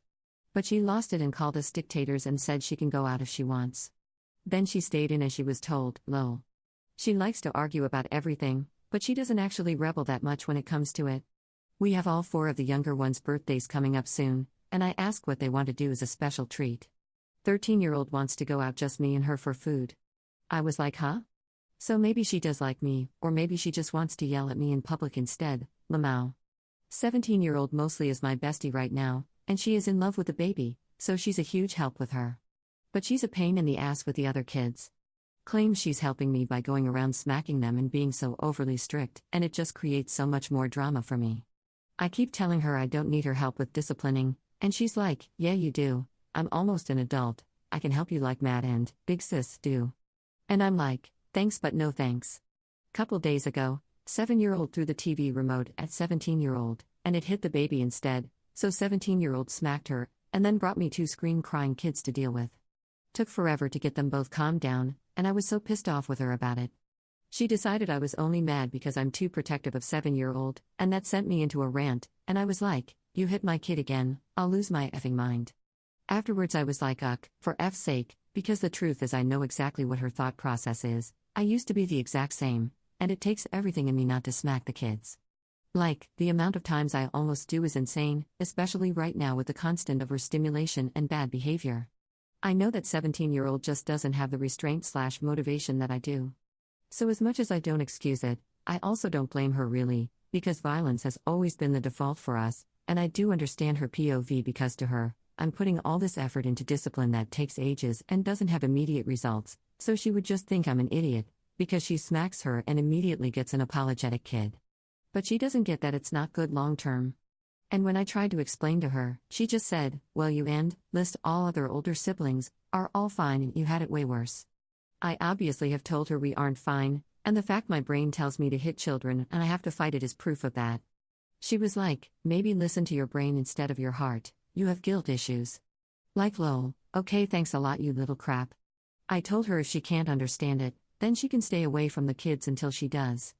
Made her apologize to 7-year-old, which was legit like trying to get blood out of a stone.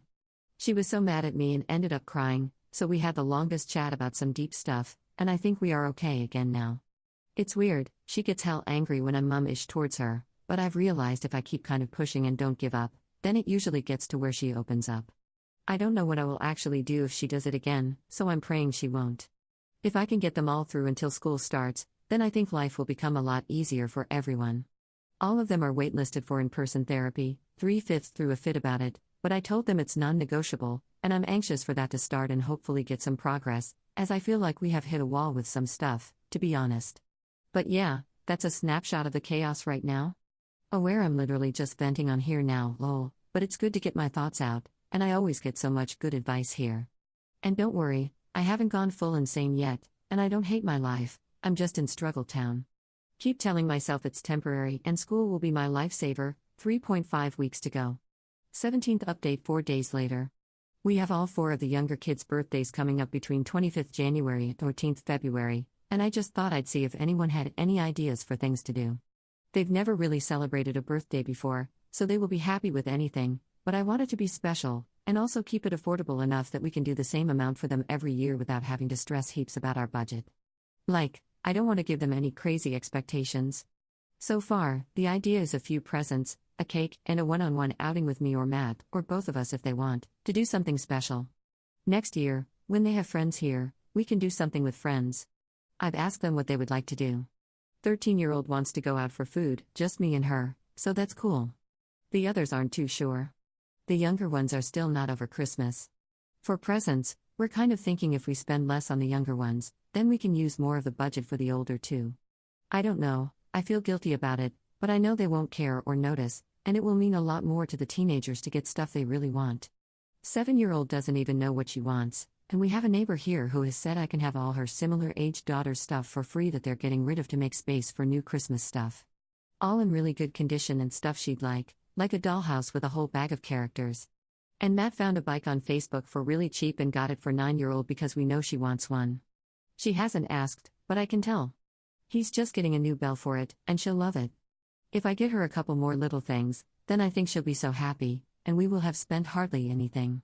Then I can use the money for 13 and 12. 13-year-old would love an iPhone, and I've been really unsure about it, but if we can get a second-hand one, then I will probably just get her one because I don't want her starting a new school as the odd one out. 12-year-old, I think, wants to go to a movie, first time ever, and for presents, he was like, I already got loads for Christmas, and didn't really give me any ideas, but I think I know a few things I can get that he'd like. No idea where to take 7 and 9 for an outing that they'd really like. 7-year-old just wants to stay home and play Jelly Monsters in my bed, and I'm like, girl, we can do something new and fun, lol. But her birthday is last, so I hope she will be inspired by the others doing things, lol. But yeah, I don't know what to do, so any ideas or anything I can do to make their birthdays more special would be good. I'm kind of overwhelmed because of not doing birthdays at all before. Like, fully don't exist in our family. Last time someone IRL said happy birthday to me, it was my teacher when I was 15.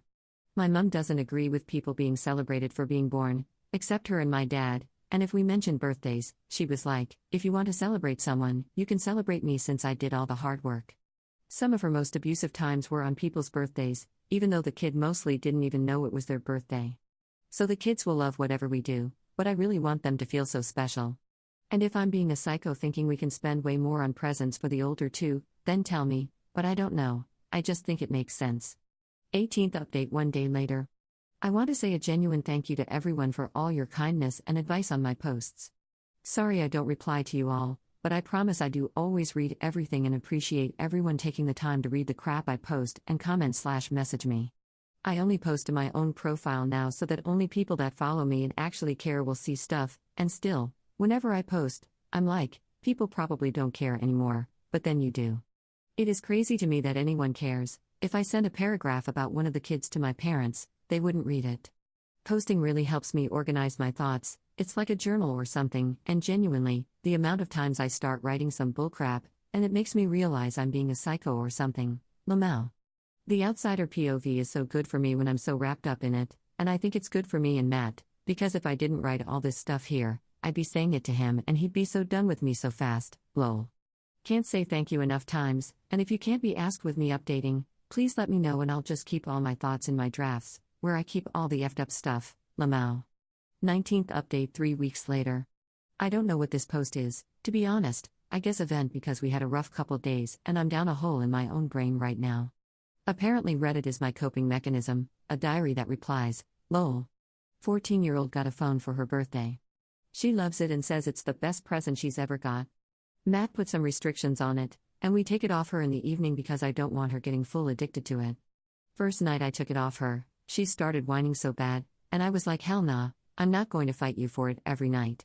If you do this again tomorrow, we'll rethink the phone thing.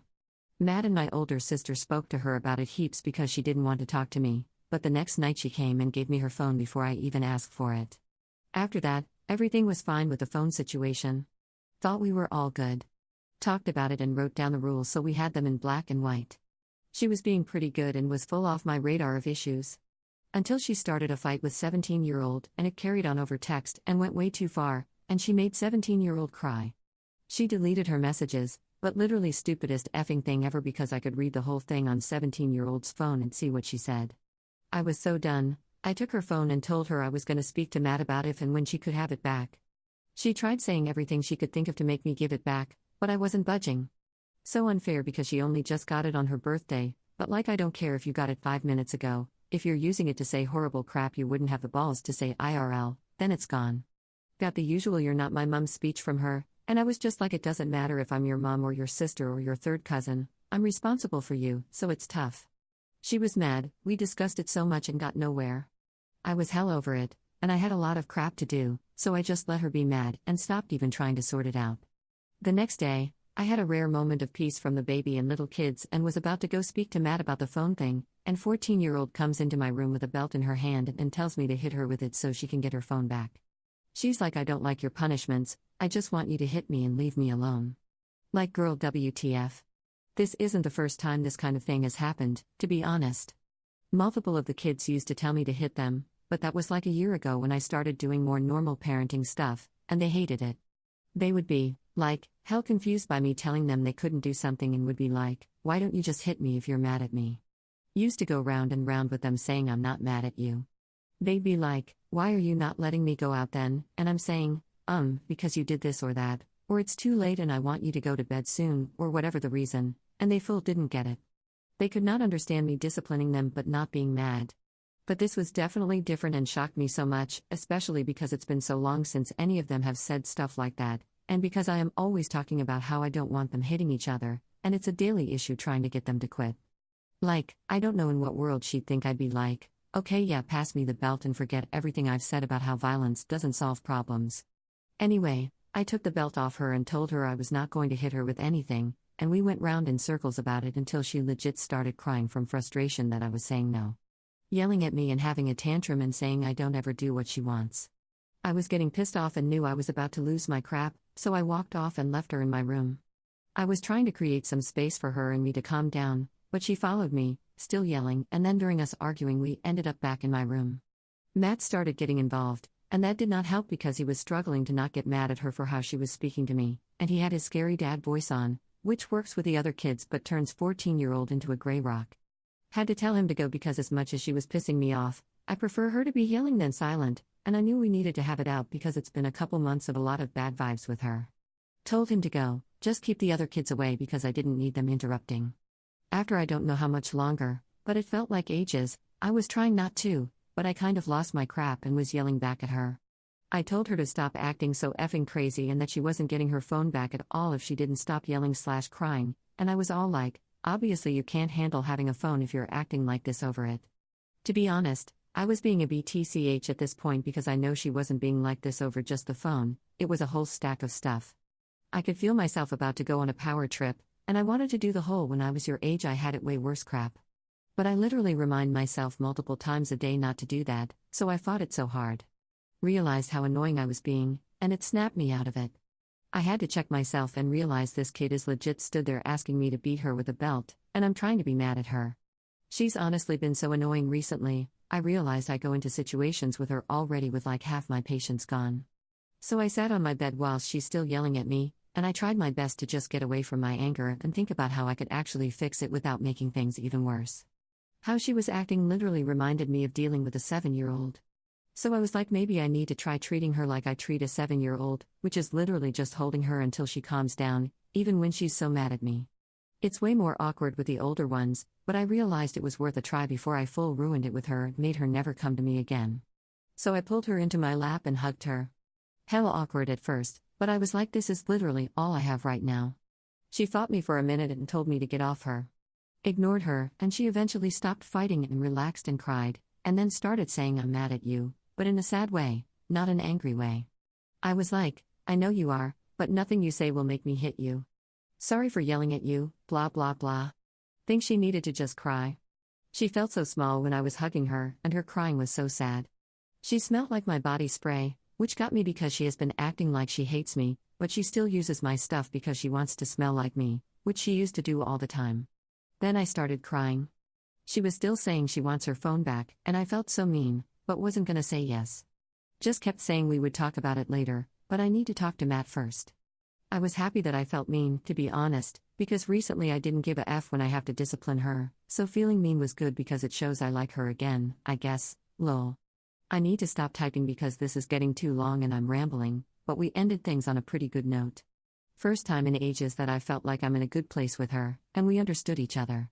Had to agree to disagree on some stuff, but we also agreed on stuff we need to work on. I think I need to be more aggressively loving with her. I usually let the older ones come to me, but I have realized I need to try to initiate stuff more. I don't think 14-year-old actually knows how to come and be like, I'm sad, I need a hug. And it must be hard when I have the younger kids so attached to me. Gonna make an effort to be more loving and remind myself she's also a kid, and I have to be more patient. I expect her to act more mature because of how I was at her age, but I have to stop doing that. I didn't have a mum-type person annoying me, and I could do what I wanted, so obviously wasn't gonna be having tantrums about having my phone taken away. My mum couldn't give a F if I was doing OF at 14, let alone being like, oh, you can't have your phone at night because you need your sleep. So yeah, I didn't act like her, but it's a good thing she's different and more normal. Afterwards though, I've been feeling kinda anxious about it because out of all the crap the kids do on a daily basis, they have never been literally begging me to hurt them like she was, and it's making me feel really effed up and like I need to do more with her. Still waiting for therapy, but I've already said to Matt that she needs to be our priority right now because she has legit gone under the radar, and I think way more goes on in her head that should be freaking us out. We always think it's 17-year-old and 7-year-old who struggle most, but I'm realizing they have just expressed it more. And now I'm like, OMFG, what if the others are actually worse inside their heads? So I'm spiraling? FML. Also just generally so anxious lately, and I keep freaking out if I don't have the baby with me and she's crying.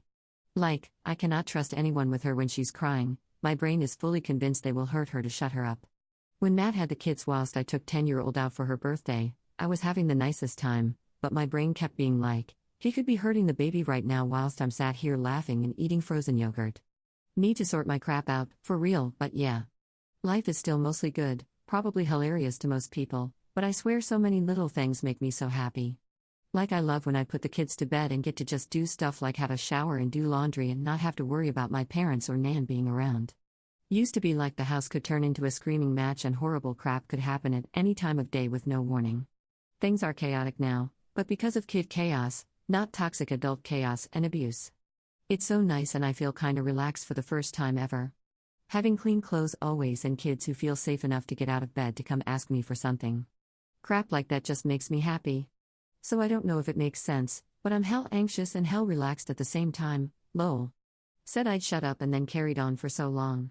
Thanks if you have read this far, sorry for the massive vent, and thanks for coming to my story time. Always wonder why I post these, but this whole situation threw me so much I just need to get it out and see if anyone has advice. Have spoken to my therapist and might try get more sessions, because I don't need to be an anxious mess and I want to be able to leave the baby without a mental breakdown. Also I don't know what to do about this phone thing. It is already so much drama, but I don't feel like I can not let her have it back. It feels kinda cruel, I don't know, help. The kids started school and obviously that's up and down with so many of them all having very different feelings about it, but mostly so far so good, except for 7-year-old who is 100% not happy about it, but it's only been a few days. Also, thanks so much for the birthday ideas, used a bunch of them, and I will post about them once we've had the last birthday. I'm finishing writing this whilst up early AF with the baby and sleep deprived, so yeah, as always, excuse my tired ramblings. 20th update 1 month later. Saturday morning and I'm trying to forget about my older sister being a CNT, Matt is gonna deal, and focus on actual real life, not the drama she creates from the other side of the effing country. 14-year-old is all good. Was a bit upset, but she's okay now. So actual life's been pretty good. 3 of the kids have started going to an extra activity, which makes me so happy because we never got to do that as kids. Matt has been dead set on the little kids starting nippers, so he's arranged that. 8-year-old doesn't go yet, but she will once the rest of her little life is chill enough to add something new. 17-year-old signed herself up for stuff without us even mentioning it, lol. I've started going to baby yoga, which is totally not something I would ever have imagined myself doing, but I met a mum at the park who told me to come along, and then she wasn't even freaking there that day, FML. But it turned out I really enjoyed it, and I look forward to it every week. Met some really nice mums there, and they are all pretty young, so I don't feel like the odd one out so much like I do with the school mums. I've never really been around people I feel like on the same level with, if that makes sense. They're always too much older that I feel like a kid, or they are around my age but feel like kids to me, because they have like 1% of the responsibility I have. So yeah, it's been really nice to be able to speak to people near my age and be dealing with the same things. Like I show up and everyone's like, oh my god, how have you slept this week, is she doing this or that yet? Makes me feel so much less alone. Even though the baby is behind on milestones because she was prem, and I also feel very guilty because most of the mums have no idea my actual situation, and I let them think I gave birth to her, and it makes me feel like I'm lying. One of them said she was so jealous my body bounced back so quick, and I still feel bad that I didn't tell her, but I don't want to say it in front of everyone and make it awkward, and I don't want the attention. Some of them know because I have seen them one-on-one. But I will try to tell them all soon, it's just feeling harder and harder to say it as time goes on. But I love it so much, and I might start going to normal adult yoga. I think I would like it. It's kinda expensive, but Matt wants me to do something just for me, so he's like the cost doesn't matter, we can adjust the budget. I'm also going to do an online course, I don't know on what yet, but I'm definitely going to do one just so I can have some kind of skill or something and can maybe get an okay job when the baby is older. One of the kids got gastro at school and brought that home to spread through half the family. That was effed, but we survived, was actual hell though, because there was a kid up vomiting literally 24/7, and I also got it. So I felt like crap. Couple nights ago I went to check on the little girls in the night, and found 10-year-old was still awake way after she'd gone to bed.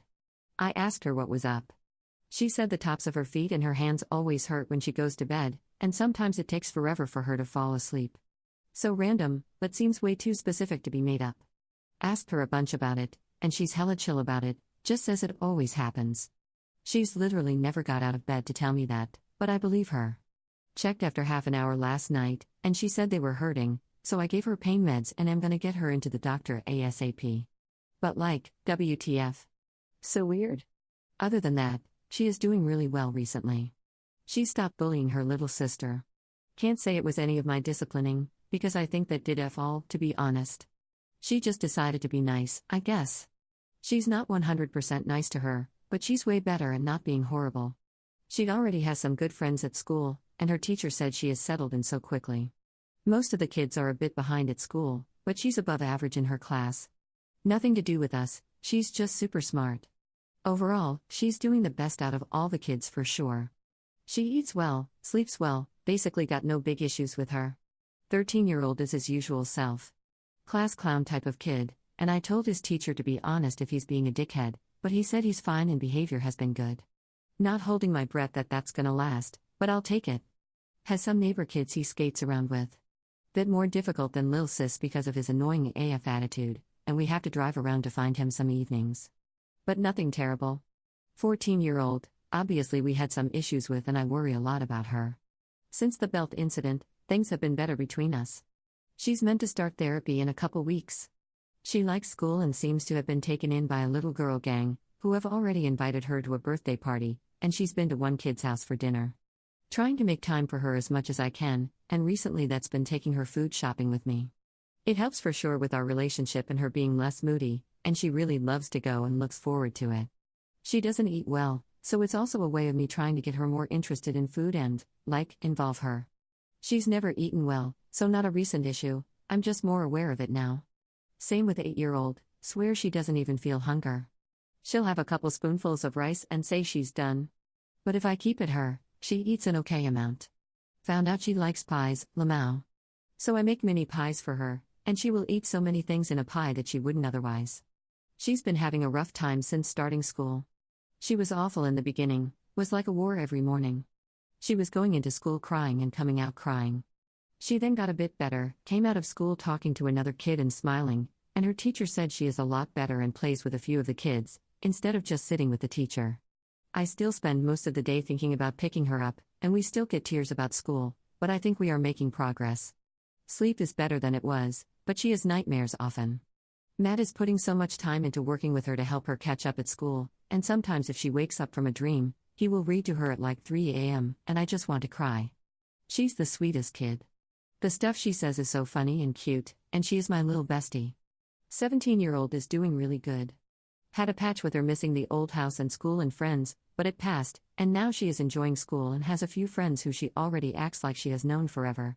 She gets a bit carried away with big plans, but it's cool to see her with some, passion for life, I guess you'd call it. She used to be such a jerk, and I literally said this to her, and she's like, yeah, my life sucked, now it doesn't.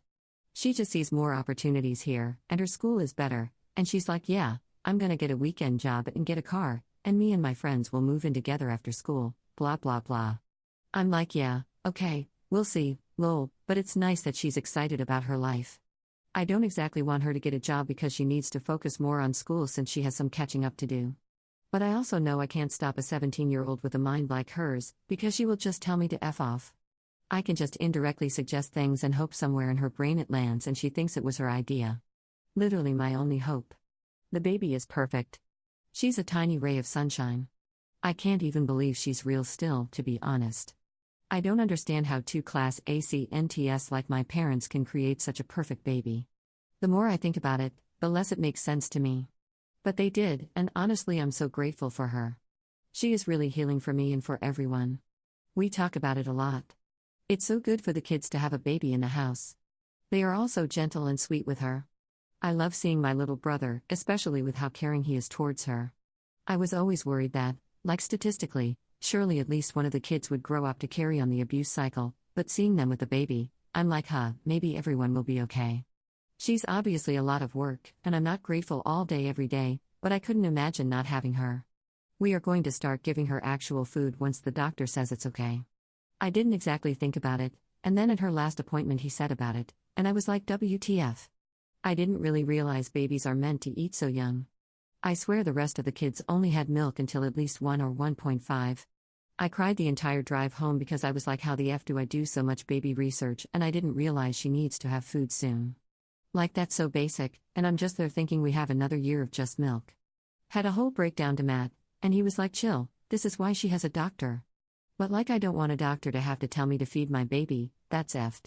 Anyway, He said she can't start yet because she isn't sitting up and she's not got great neck control. Once she does, we can start. But I need time to do research because I feel not ready. Still so busy, and the days go past so fast. My older sister is kinda hilarious. Now she's more used to the kids and it's been a few months living with us, she's like my hype girl or something. I tell the kids stuff, and she's in the background like basically repeating what I say but in a funnier way, and she doesn't take any crap from the kids at all. All of them come crying to me when she tells them off. But like it works, and she doesn't cross the line. 13-year-old had an attitude with me recently, and my sister is like, who the hell do you think you're talking to? Chased him through the house and ended up sitting on him and tickling him, and he was screaming that he was sorry, he was also laughing. But if he carried on, she would have told him off, and he would have cried, and I would have had to be Mr. Nice Guy comforting him because her response is usually, if you didn't act like a jerk, I wouldn't have had to make you cry. She's like the female version of Matt, but a lot less caring, Lamel. He is good at comforting kids at least. But the whole situation is working at the moment. I feel supported, but also like I'm the boss, which is what I wanted, because I'm not about to do most of the parenting and have the others being the fun ones, and I have to do all the bad crap. Matt wants me to go out like out. I don't really want to, but he'll probably tell me I have to at least once. He's read too much parenting stuff and now says crap to me like just try it once, and if you don't like it you don't have to do it again. Like thanks buddy, or maybe I just don't do it because I freaking told you I don't want to. I've been out once in my life to a school prom type thing when I was 16, and all I know is I got home to hell. My youngest sister was like 3, and she was locked in my bedroom asleep on the floor in a puddle of her own pee, in the dark, which she was scared of. She was too small to climb onto my bed because I had 2 mattresses stacked on it, so it was pretty tall, so she must have just cried until she fell asleep on the floor. I had literally left out a pull-up and PJs for her, all my mum had to do was put them on her and put her in the bed, but she wouldn't. The rest of the kids were all still up, and a couple weren't even home because they had walked off to a friend's house, and it was normal that we didn't even call or go get them until morning. Never went out again because my mum told me next time I did, my youngest sister wouldn't still be there when I got back. So yeah, going out in the evening gives me a lot of anxiety, and I don't know if I can deal with it. Not being there when I went down to be with the baby in hospital was hard enough. I don't know if I can deal with being like I'm going to have fun and trust that everyone will be okay. Matt probably won't shut up though, so I'll probably do it so he leaves it alone. Still have all the general anxiety I talked about last time I posted, but my therapist is helping kinda. Probably more of a time thing, to be honest. Still trying to get used to things being more settled, but at the same time there's a lot of new going on. Kids going to activities and having more of a routine and a schedule and remembering things is actually a effing lot of work. It's so much easier to let them be feral, Lamau. Today the girls are wanting to watch Wicked because all the kids at school talk about it, and they feel left out. So that's the plan, and I hope they actually sit and watch it all because that much peace on a Saturday is a dream.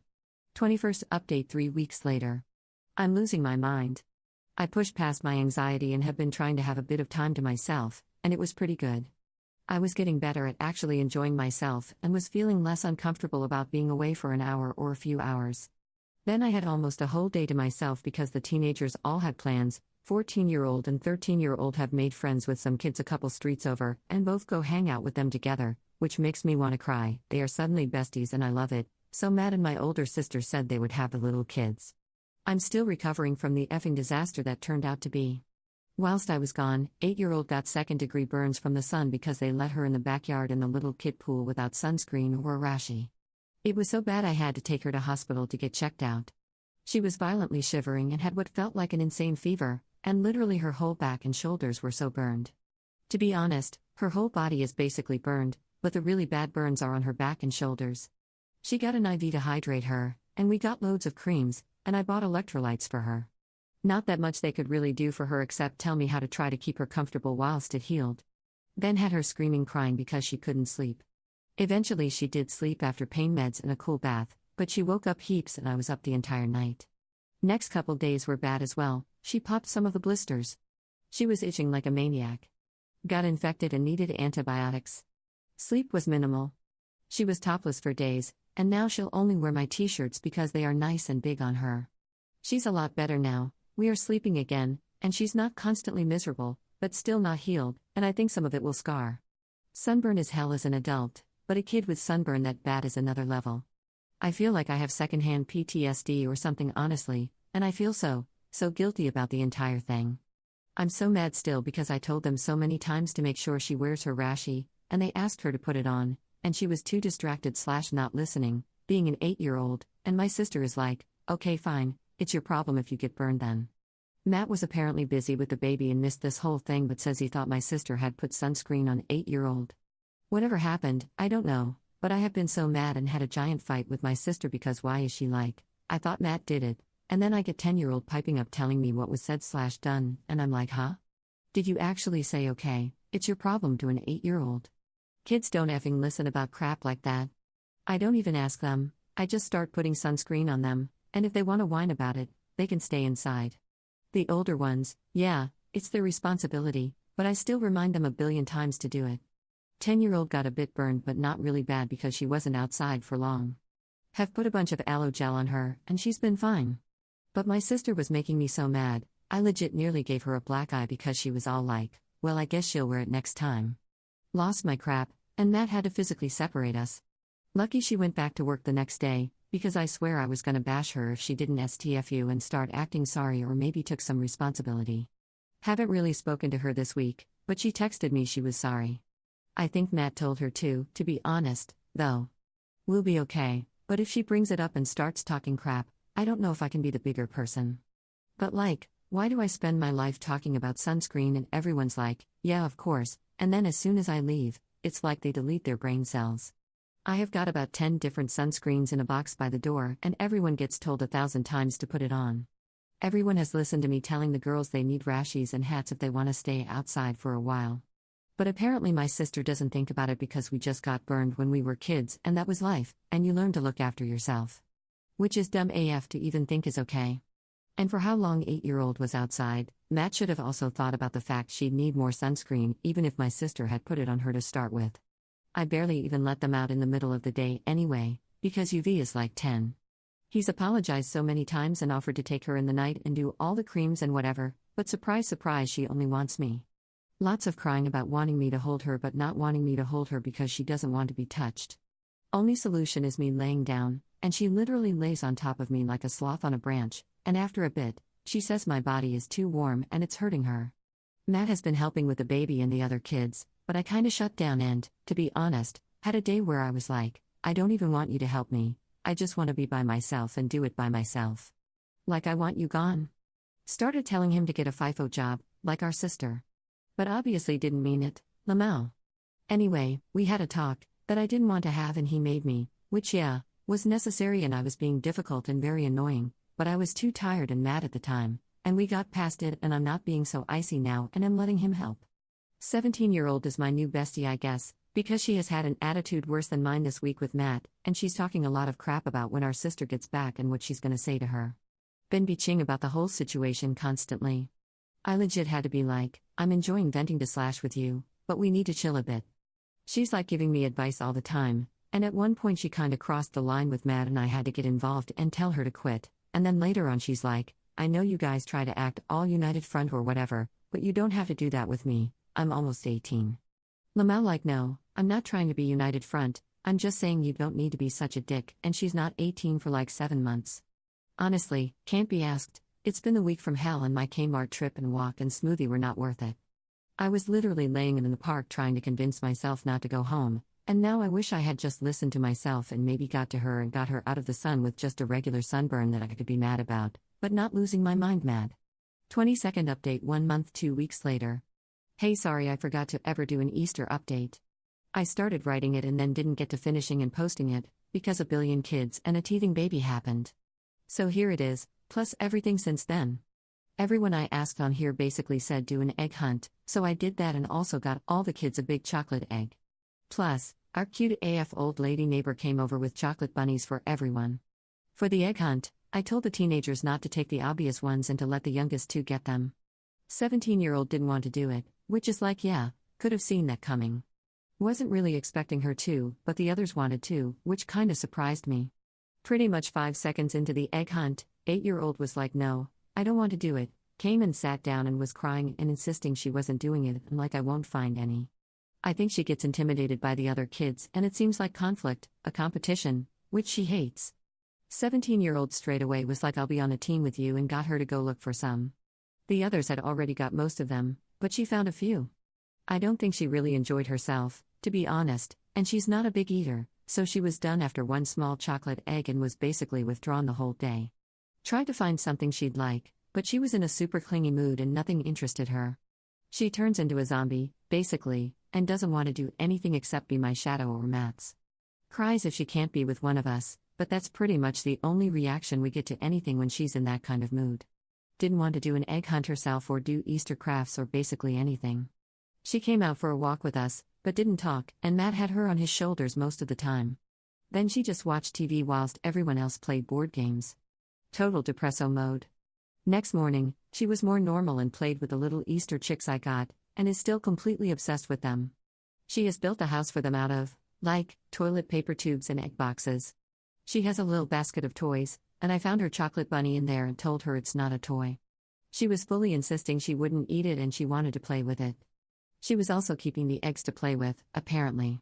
So we had to secretly replace the bunny with a soft toy bunny and the eggs with plastic Easter eggs and pretend it was Easter magic.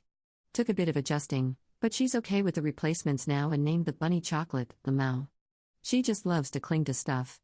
Her toy basket is a few actual toys, a couple rocks, sticks, a burnt-out little foil candle thing from the old house, a pillowcase that is so faded and gross but she uses it as a bag, doesn't want a real bag and don't offend her by asking, lol, and my mum's mascara from, 2009.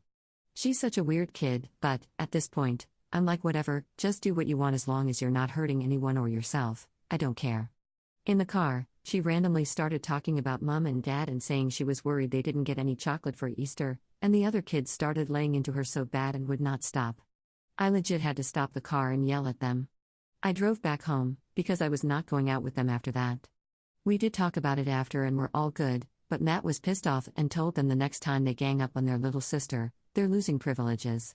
I know, in their own weird way, they're trying to protect her, because they don't want her worrying about our trash parents and want her to know they suck, but obviously all screaming at her isn't gonna help. She pretty much didn't speak the whole day after that. And I was mad with them, to be honest, but I tried to not be too mad. It's one of those moments where I suddenly feel really strongly like it's my annoying siblings ganging up on my kid, and I want to be like shut the F up. But I obviously would never say that to them. It was kind of hard to get myself to be okay with her not enjoying Easter at all.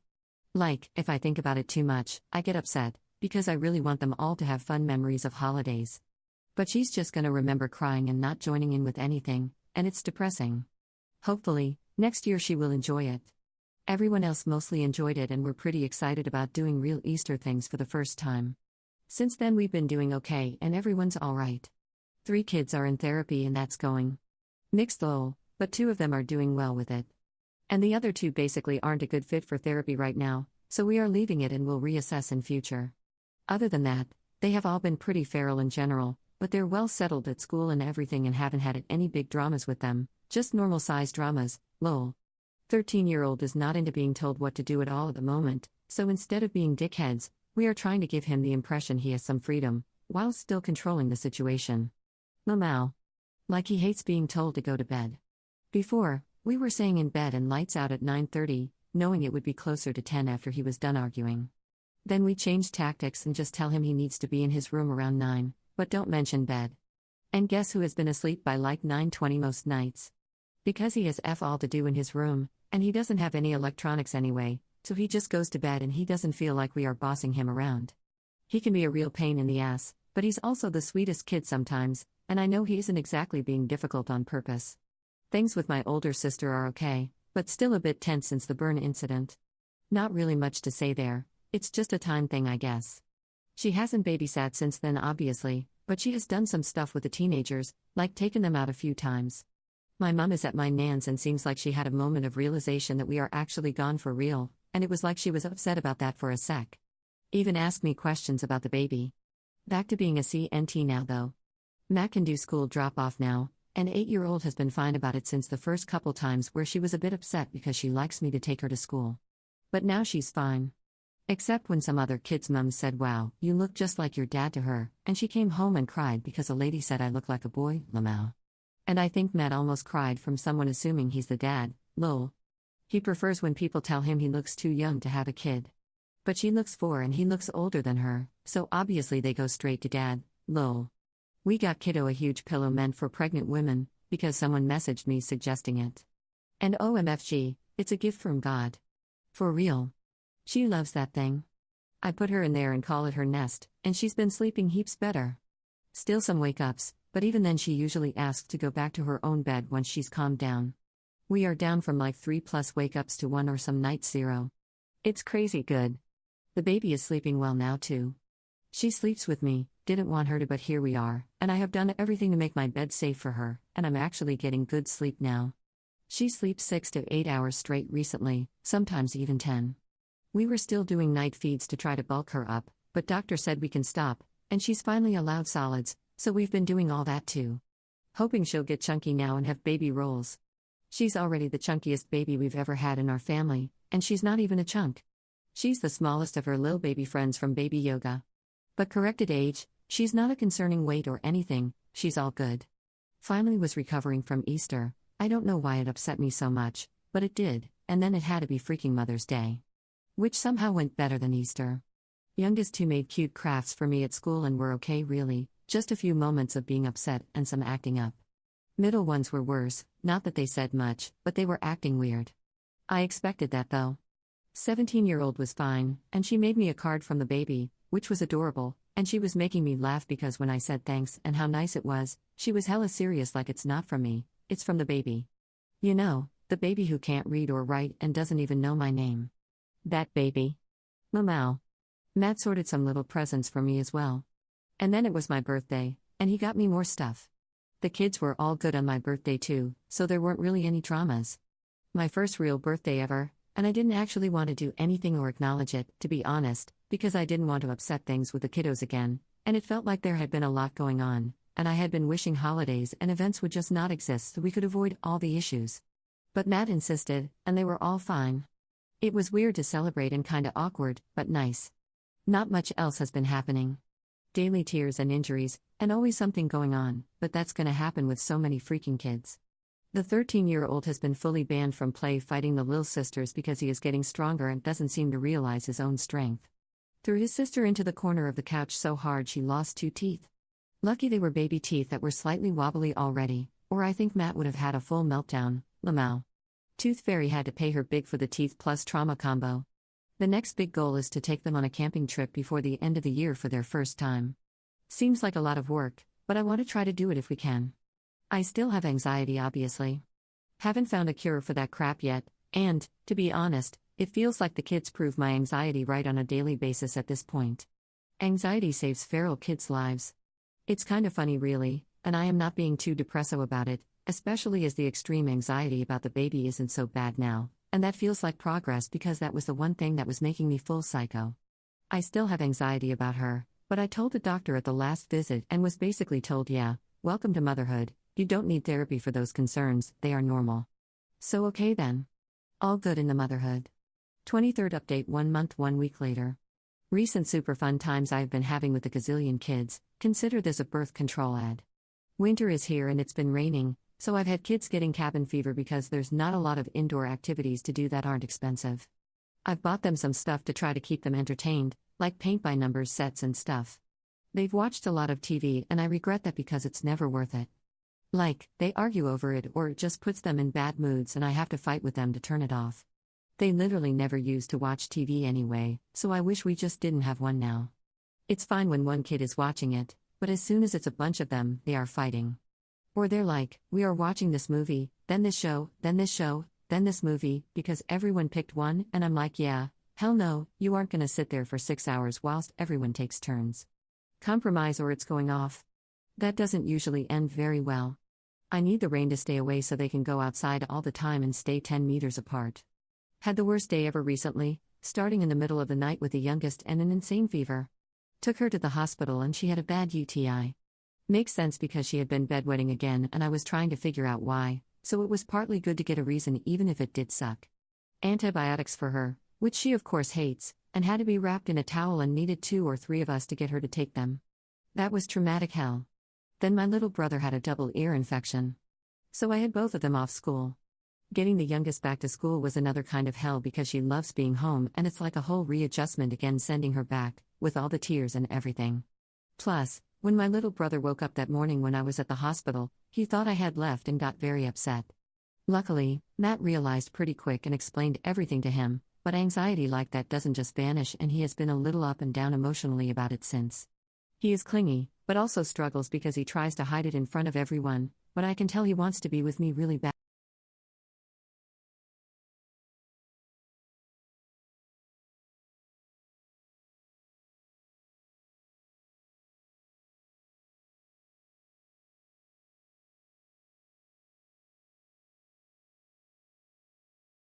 Tries to hide it in front of everyone, but I can tell he wants to be with me really badly. I take one kid with me when I go do the food shopping, and it wasn't his turn and he got really upset, and my older sister was telling him to stop being a brat, but he was obviously stressed out. Ended up taking him as well, and he was so relieved. 8-year-old was upset that I got her a present, the rainy day activities, because she hasn't been good recently. Like, I love you so much, child, but why are you crying over this? Obviously did not say that, but damn. To be honest, I felt terrible, because apparently my kid thinks that all the drama because of the UTI and the medicine was her not being good. Like, this is not your fault. At all. Had a bunch of conversations with her about it, and I still don't feel confident that she believes me when I say that nothing that happened was her fault. 10-year-old desperately wants one of her little friends to come over to play after school and stay for dinner, and the mum said no, because there's no mom or dad there. Tried to explain the situation to her and offer for her to meet us, come over, or whatever she wants, and she's like, we just aren't comfortable. So whatever, I was trying to figure out how to tell kiddo, and then she spoke to her friend at school, and the other kid told her she's not allowed because there's no mum and dad. 10-year-old was so upset and said maybe if she called me mum it would be okay. My heart broke. Like, why make a problem out of nothing? We keep 6 kids alive 24/7, I'm sure we can keep your child alive for a few hours after school. No mum or dad there is also such a funny, not ha-ha, reason to me, because my mum and dad are full-blown psychos, so you're telling me it'd be cool if they were home just because they happen to be the people who gave birth to the kid? Anyway, I'm trying not to get too mad about it, and I'm not gonna push someone who has said they aren't comfortable, but it's so effing annoying having to deal with an upset kid when the reason isn't even a good reason. Have asked kiddo if there's another friend she wants to invite, and she's like no, she just wants this one to come. Sad. And 10-year-old recently came to sleep in my bed, which I found really weird as she doesn't do that, but I thought maybe it was because she has been having nightmares about our dad kidnapping her. Then she was in a terrible mood and wasn't speaking to Matt at all the next day. Took until the evening for her to break down and tell him she wasn't talking to him, because he made me cry. He didn't make me cry, but we had had a minor argument the day before, like really not a big deal, we were over it so fast, and then later on I was crying about something completely different, but she was out of bed and saw me. So she decided I was crying because of the argument. I felt terrible, to be honest, and still kind of do. Trying so hard not to argue around them now. Did actually have a huge argument after that with Matt though, because we were at the beach with the kids, and I was at the car with the baby for 10 minutes getting her snacks and changing her, and when I came back he was sitting there on his phone and the kids were in the water. Which I was 1000% not okay with, because WTF do you mean you're watching them? You're obviously not, and even if you were, you'll be watching them drown, because no effing way you're getting to them quick enough if they get dragged out or something. We had also told them no swimming, because it was cold and we didn't have towels, etc., since it was more of a spontaneous stop-off, because they wanted to build a sandcastle after watching some sand art video. Apparently Matt thinks it's fine, because they can swim and they know not to go over their height. Like, yeah, okay, if you trust kids that age to stick to those rules, then you've got a surprise coming, buddy, because those little mother effers don't give a F. Oh, and 14-year-old woke up and chose violence today. She has been a nightmare, and I grounded her, because kid was ignoring older sis, ignoring me, being a dickhead towards youngest sis, whilst youngest was in timeout, but that's a whole other story, and then wouldn't stop texting me like why/it's not fair/I can't be grounded, I have plans/I didn't do anything wrong, blah blah blah. I thought I explained the situation very clearly and nicely to her and told her what needs to happen and that we can have a redo after apologies, etc., and she told me to F off. So I don't know, I'm done being nice. No negotiating with terrorists, that's me and Matt's motto, and sometimes I am so tempted to negotiate with the terrorists, so maybe they will quit whining at me. But I'm trying to power through. Matt did bedtime, and I chilled with my perfect angel baby who doesn't talk back. She's asleep, but I'm still up, because I was going to make a list of everything I'm currently stressed about, but I wrote this instead. Anyway, that's my stressful life, hope you enjoyed. My oldest sister is chatting about coming to visit us, and I literally cannot be effed for that, but seems like she has decided it's happening. And I have to be a bad guy again and say okay, but you can't stay with us, which she won't be happy about. Can't be asked, pray for me. 24th update 9 days later. Situation with 10-year-old and her friend whose parents don't want them to hang out because there are no mom and dad at the house has gotten worse. Apparently, this kid had one of their other friends over for a playdate, so 10-year-old was so upset that she wasn't invited. Now she's super worried that the other two kids are going to be better friends than she can be with them, since she can only see them in school. Poor kiddo had a meltdown about it the other night and was full sobbing and saying, "I just want mom to come back," and asking me to call her, which is obviously just because she is panicking so bad about her friend's situation. She would never want to see our mom on a normal day. I don't know what to do about it.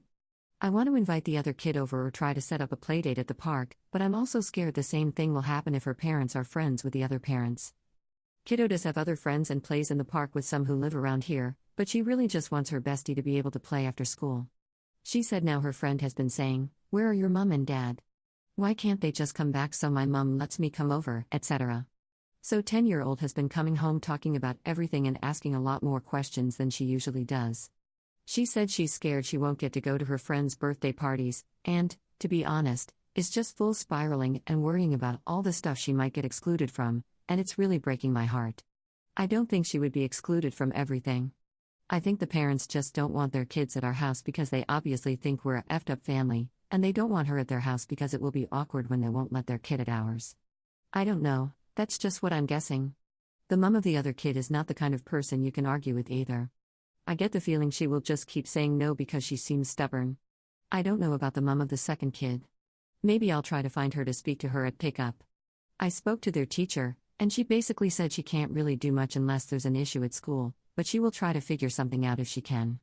It's weird, but this whole issue feels so much different from other problems with the kids. Like, we have dealt with so much worse, but this feels really, really hard. We were told 8-year-old might need to be tube-fed if she doesn't start gaining weight, and I feel like I'm super effed up because I'm more worried about 10-year-old's friend problems right now. Maybe because having the actual upset kid in front of me is more triggering. 8-year-old doesn't really give a F. But it's making me feel awful either way. Winter break can't come quick enough. I just want everyone at home and not dealing with anyone else. 25th update 6 days later. Winter break has started here for the kiddos, which means a needed break from the school drama with the 10-year-old. We are going to try to arrange some playdates with other kids after school starts up again. For now, she's happy with chilling at home, watching movies, and playing with the kids that live around here. We are getting her in therapy because she was going previously, and we were basically told, "May, she's doing pretty well, probably doesn't need it." So we stopped it. And now we have had a bunch of issues coming up, so I think she does need it. The baby is doing so good. She is sleeping pretty well, but I really don't get how it's possible that she happily naps in her cot in the day, but at night she just wants to be in my bed. Like, it makes no sense to me, but whatever, she can do what she wants. She has tried a bunch of foods and likes most of what I feed her, but she still loves her milk more than anything. I feel like she'll talk soon, because girl makes so much noise. She is literally always babbling and she tries to sing sometimes. 17-year-old confuses me so much. Like, this girl was going around smacking the little kids for basically the entire year, and now she's randomly 8-year-old's bestie and they keep hanging out. My little 8-year-old, who is next level obsessed with me and Maddie, now has a new bestie. I'm not complaining, it's a bit of a break for us. But still weird? So in that way, she's like, improved. Then this girl, who is usually very good about telling us what she's doing and where she's going, now apparently thinks she can do whatever she wants and not tell us. She said she was going to her friend's house to chill, and then at like 10 p.m. I text her to say I'm gonna come pick you up, and she's like, "No, don't." So I said, "Yeah, nah, you're not walking home in the dark, so I will be coming to get you." She's being hella weird, and I try to call her, doesn't pick up even though she was texting me. I told Matt to call her and she answered, which will never not be the most annoying thing ever that all three teenagers think it's fine to ignore me, but as soon as Matt gets involved they're like, "Yes sir." And he's like, "I can hear that you're at a party." And it's so stupid because we literally wouldn't care if she wants to go to a party, I'll legit buy you some drinks, but when she wants to keep it a secret I'm like, what? Nah. She backed down and told him where to come pick her up from way quicker than she would have if I was speaking to her. He told her it would have been fine if she just told us, and she's like, "I don't need to tell you everything." Like, yeah, where you are at night is base level info. He has zero chill about that stuff and basically bored her to death talking about it until she was like, "Okay, I'll tell you," and started saying, "Put a tracker on me if you want, I don't care, if you want to stalk me, go ahead. I mean, I don't care to stalk her 24/7, but knowing where she is at night would be nice. Anyway, it was back to normal after that, with her letting me tell her when to go to bed.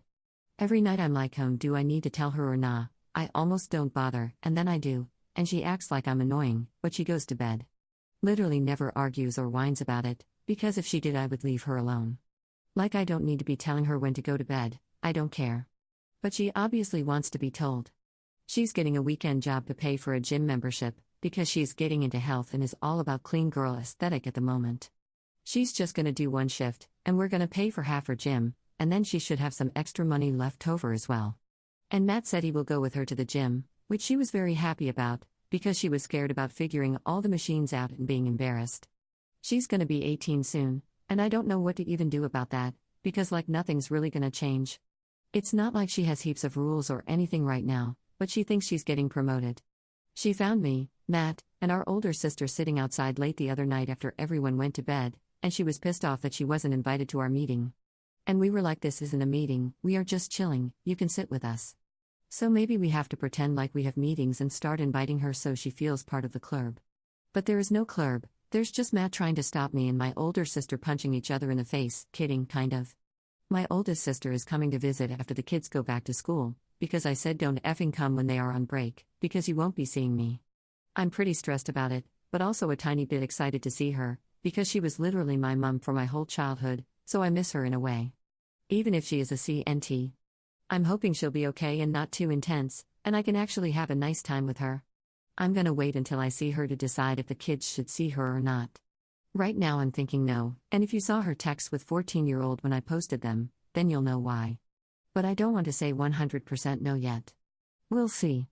But either way, we have heaps of drama with the kids right now, so I'm gonna be exhausted already by the time she comes to visit, and her emotional drama is not gonna help. My mum is at my nan's house again. My nan called me and was asking about the kids, and I was being pretty nice, in my opinion.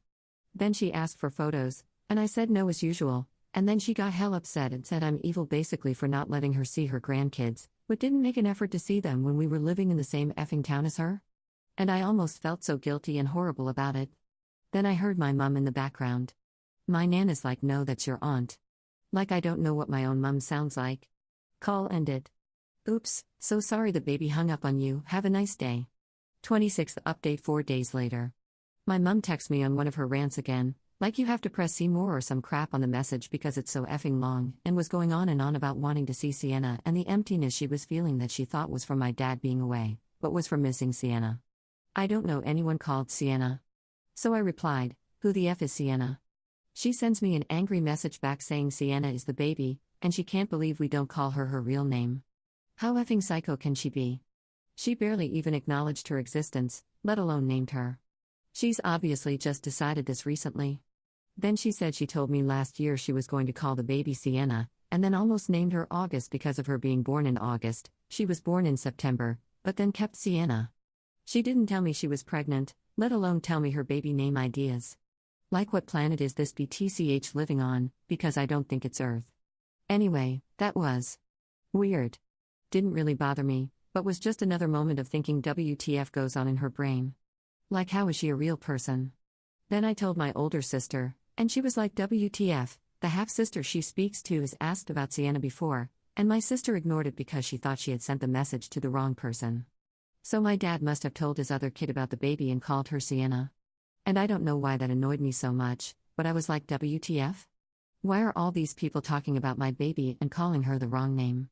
Like it's actually so annoying for my parents to even talk about her. I know she's their kid, but my dad has never even seen her, and my mum was gonna let her die. She literally told me she wished she drank heaps when she was pregnant or did drugs to make the baby retarded. And still, they think they can name her.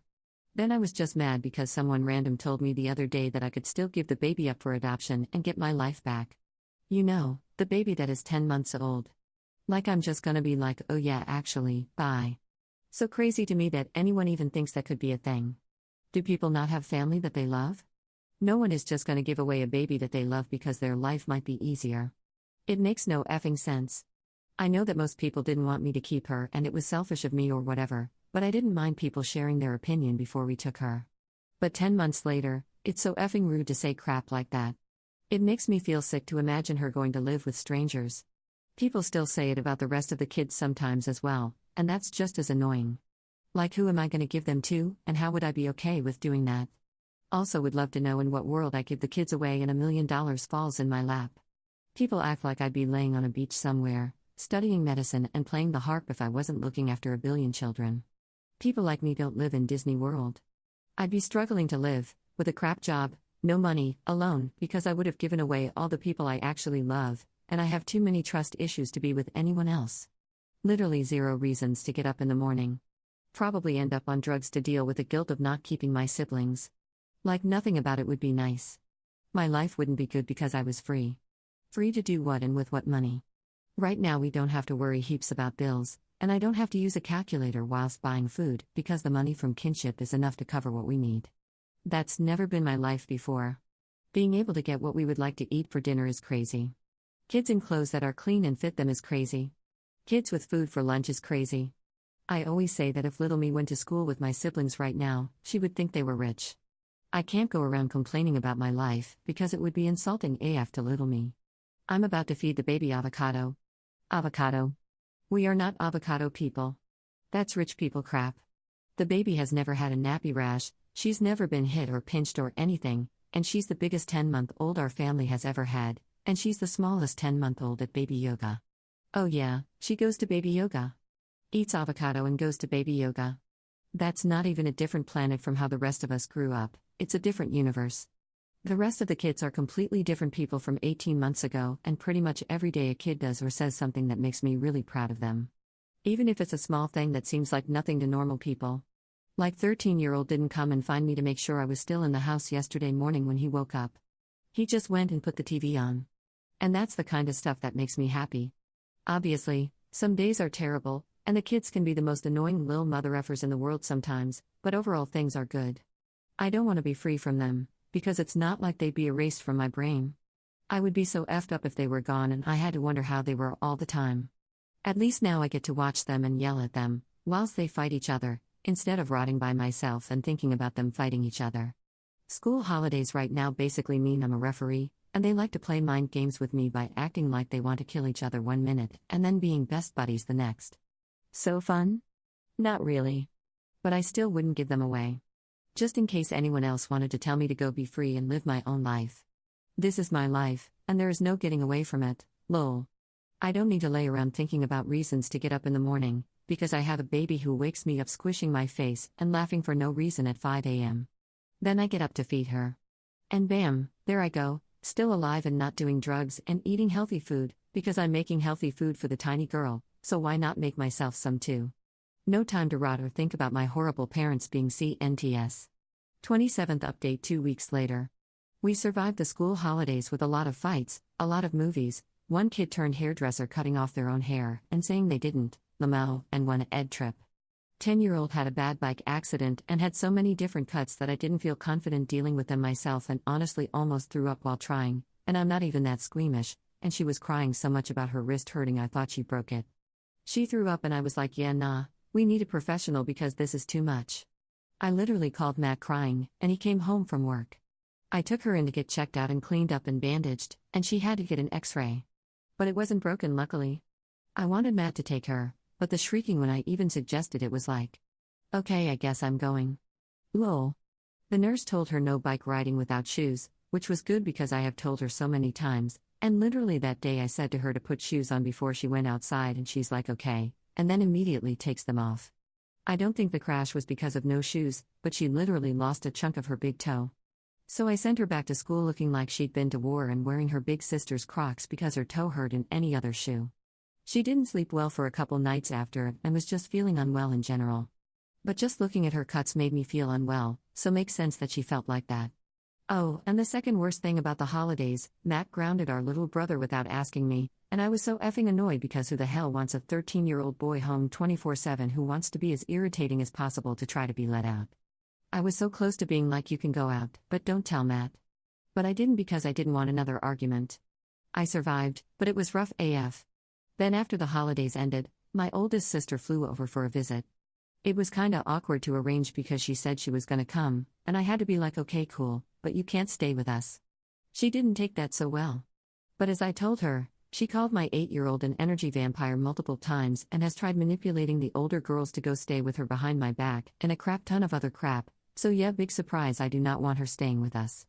Like, I don't know if I'm crazy, but the thought of her being in-house and being around the kids gave me anxiety because I can't keep tabs on 6 kids all the time, and I don't know if she would say anything crazy to them. I wasn't sure if she would come after that convo, but she did, and she stayed in a hotel. We decided to tell 17-year-old that big sis was visiting, which, to be honest, Matt had to convince me to do, because I was hell against telling her, because my anxiety was like nope. Ever since my oldest sister tried to convince 17 and then 14 to go and stay/live with her, I just had this kind of crazy thought that if 17 knew she was over here visiting and then we had a fight, she might go find her and somehow fly back with her. And it was stressing me out. Pretty irrational considering 17-year-old has made it very clear that she doesn't want to go stay with oldest sis, and we don't have huge fights like that, well, not recently, lol. But I couldn't help it and kept saying to Matt like no, we aren't telling her, she doesn't need to know, yappa yappa yap. Running my mouth. Matt normally lets me have my way if I'm super against something, because he can't be asked to argue with me, and with kids stuff we usually say if one of us is really against something, we lean towards no. But he kept saying nah, she needs to know, she's almost an adult, we need to give her the chance to see her if she wants to, how's she gonna feel if we don't tell her and she finds out? And also she'd be sus about Matt and sis too going out in the evening. So I realized I was being an idiot and decided to tell her. And it was hella anticlimactic, because after all the drama with Matt over it, we told her and she was like okay and we said do you want to see her? No, obviously not. Lol. The first day big sis was here, Matt had the baby and I went to see her by myself. It was pretty effed, to be honest. Like, I don't know how to describe it. I was shaking so much before I saw her. So nervous. It was sad, very emotional, a bit awkward, but also sort of nice. I hadn't seen her in so long and she was literally my mom when I was a kid, and I felt that really strongly when I saw her. She's the only person in the world that I have had what felt like parental love from, at the time, which is weird now, because I realized how small the age gap is now that we're both adults. It's the same as 14-year-old being 8-year-old's mom now, which would be so weird. But that gap must have felt huge when I was little, because I really think of her as so much older in my mind. It was like my whole body was in some kind of shock and super overwhelming. I purposely didn't think about the stuff that's happened with us over the past 18 months, and was trying to just think of her as she was when I was younger, and it was a lot easier to get through it that way. Because a big part of me low-key wanted to punch her in the face after she has been such a effing CNT about so much stuff. I told her that though, because it was the only way to get it out of my head, lol. I was literally like, it's nice to see you but I really want to punch you. And she was like, that's fair. Mamau. She did apologize for being a CNT, which was good to hear, but I still don't actually trust her. She was a lot less whining and vulnerable IRL than she is over text. It felt more like when we were younger and she was kinda strict. Like, obviously not being strict about anything whilst we are out for effing coffee, but the uptight, looking at me like she's my mother, telling the waiter my order for me, and just general vibe, was like oh mother is here. Mamau. And I probably felt it more, because it's so long since I have been around a mother-type person that isn't myself. We talked a lot, mostly about old memories and mostly good stuff. Only spoke about the bad stuff for a little bit. I showed her some photos of the kids, because I don't send her them in case she sends them on, and I could tell it was hard for her. But she had asked to see them. I had to leave to get the little kids at school, and it was obvious she really didn't want me to go. So that was hard, because I felt bad. But Matt went to see her later on, after we got through most of the evening routine. He said she basically just talked about me, though. Next morning my other sister was back from work and was gonna go see her alone because Matt had work and I had the baby, but I decided that I'd be okay with my oldest sister seeing the baby, so me and sis 2 both went to spend the day with her. Turns out sis 2 didn't want to go by herself anyway, because I guess she fell out with oldest sis a few years ago. It was a whole new situation having the baby there as well, and oldest sister was super emotional. Obviously the baby has no effing clue what's going on, and she's so happy at the moment that she was literally smiling and laughing constantly. She made everything feel a lot easier and less intense, because she was a distraction. It was actually hell weird to be sitting with my 20-something sisters and also our 10-month-old sister being with us. Normally now I just think of her as my baby, but being there it was pretty strange to think she is equally related to all of us, and she's not actually mine. I don't know why it hit me whilst there, because it's the same as when she's with me and Matt and sis 2, but it felt different. We saw her a few more times through the week, usually just alternating around someone needing to be with the kids. Mostly that looked like me seeing her whilst they were in school, and then someone else seeing her in the evening, because kid problems didn't stop whilst she was there, and with all the craziness lately I really didn't want to cause any meltdowns by trying to leave them in the evening. 14-year-old has been testing the boundaries a lot recently, and Matt isn't exactly comfortable dealing with her, because she freaks out if he tries to parent her, so it's easier for me to do it. 13-year-old has been kinda unstable since a few weeks ago when I had to take the youngest to hospital in the night, and Lil Bro woke up to me not being in the house, and he panicked and thought I left, and we are still dealing with some tears at night and general anxiety about me being out.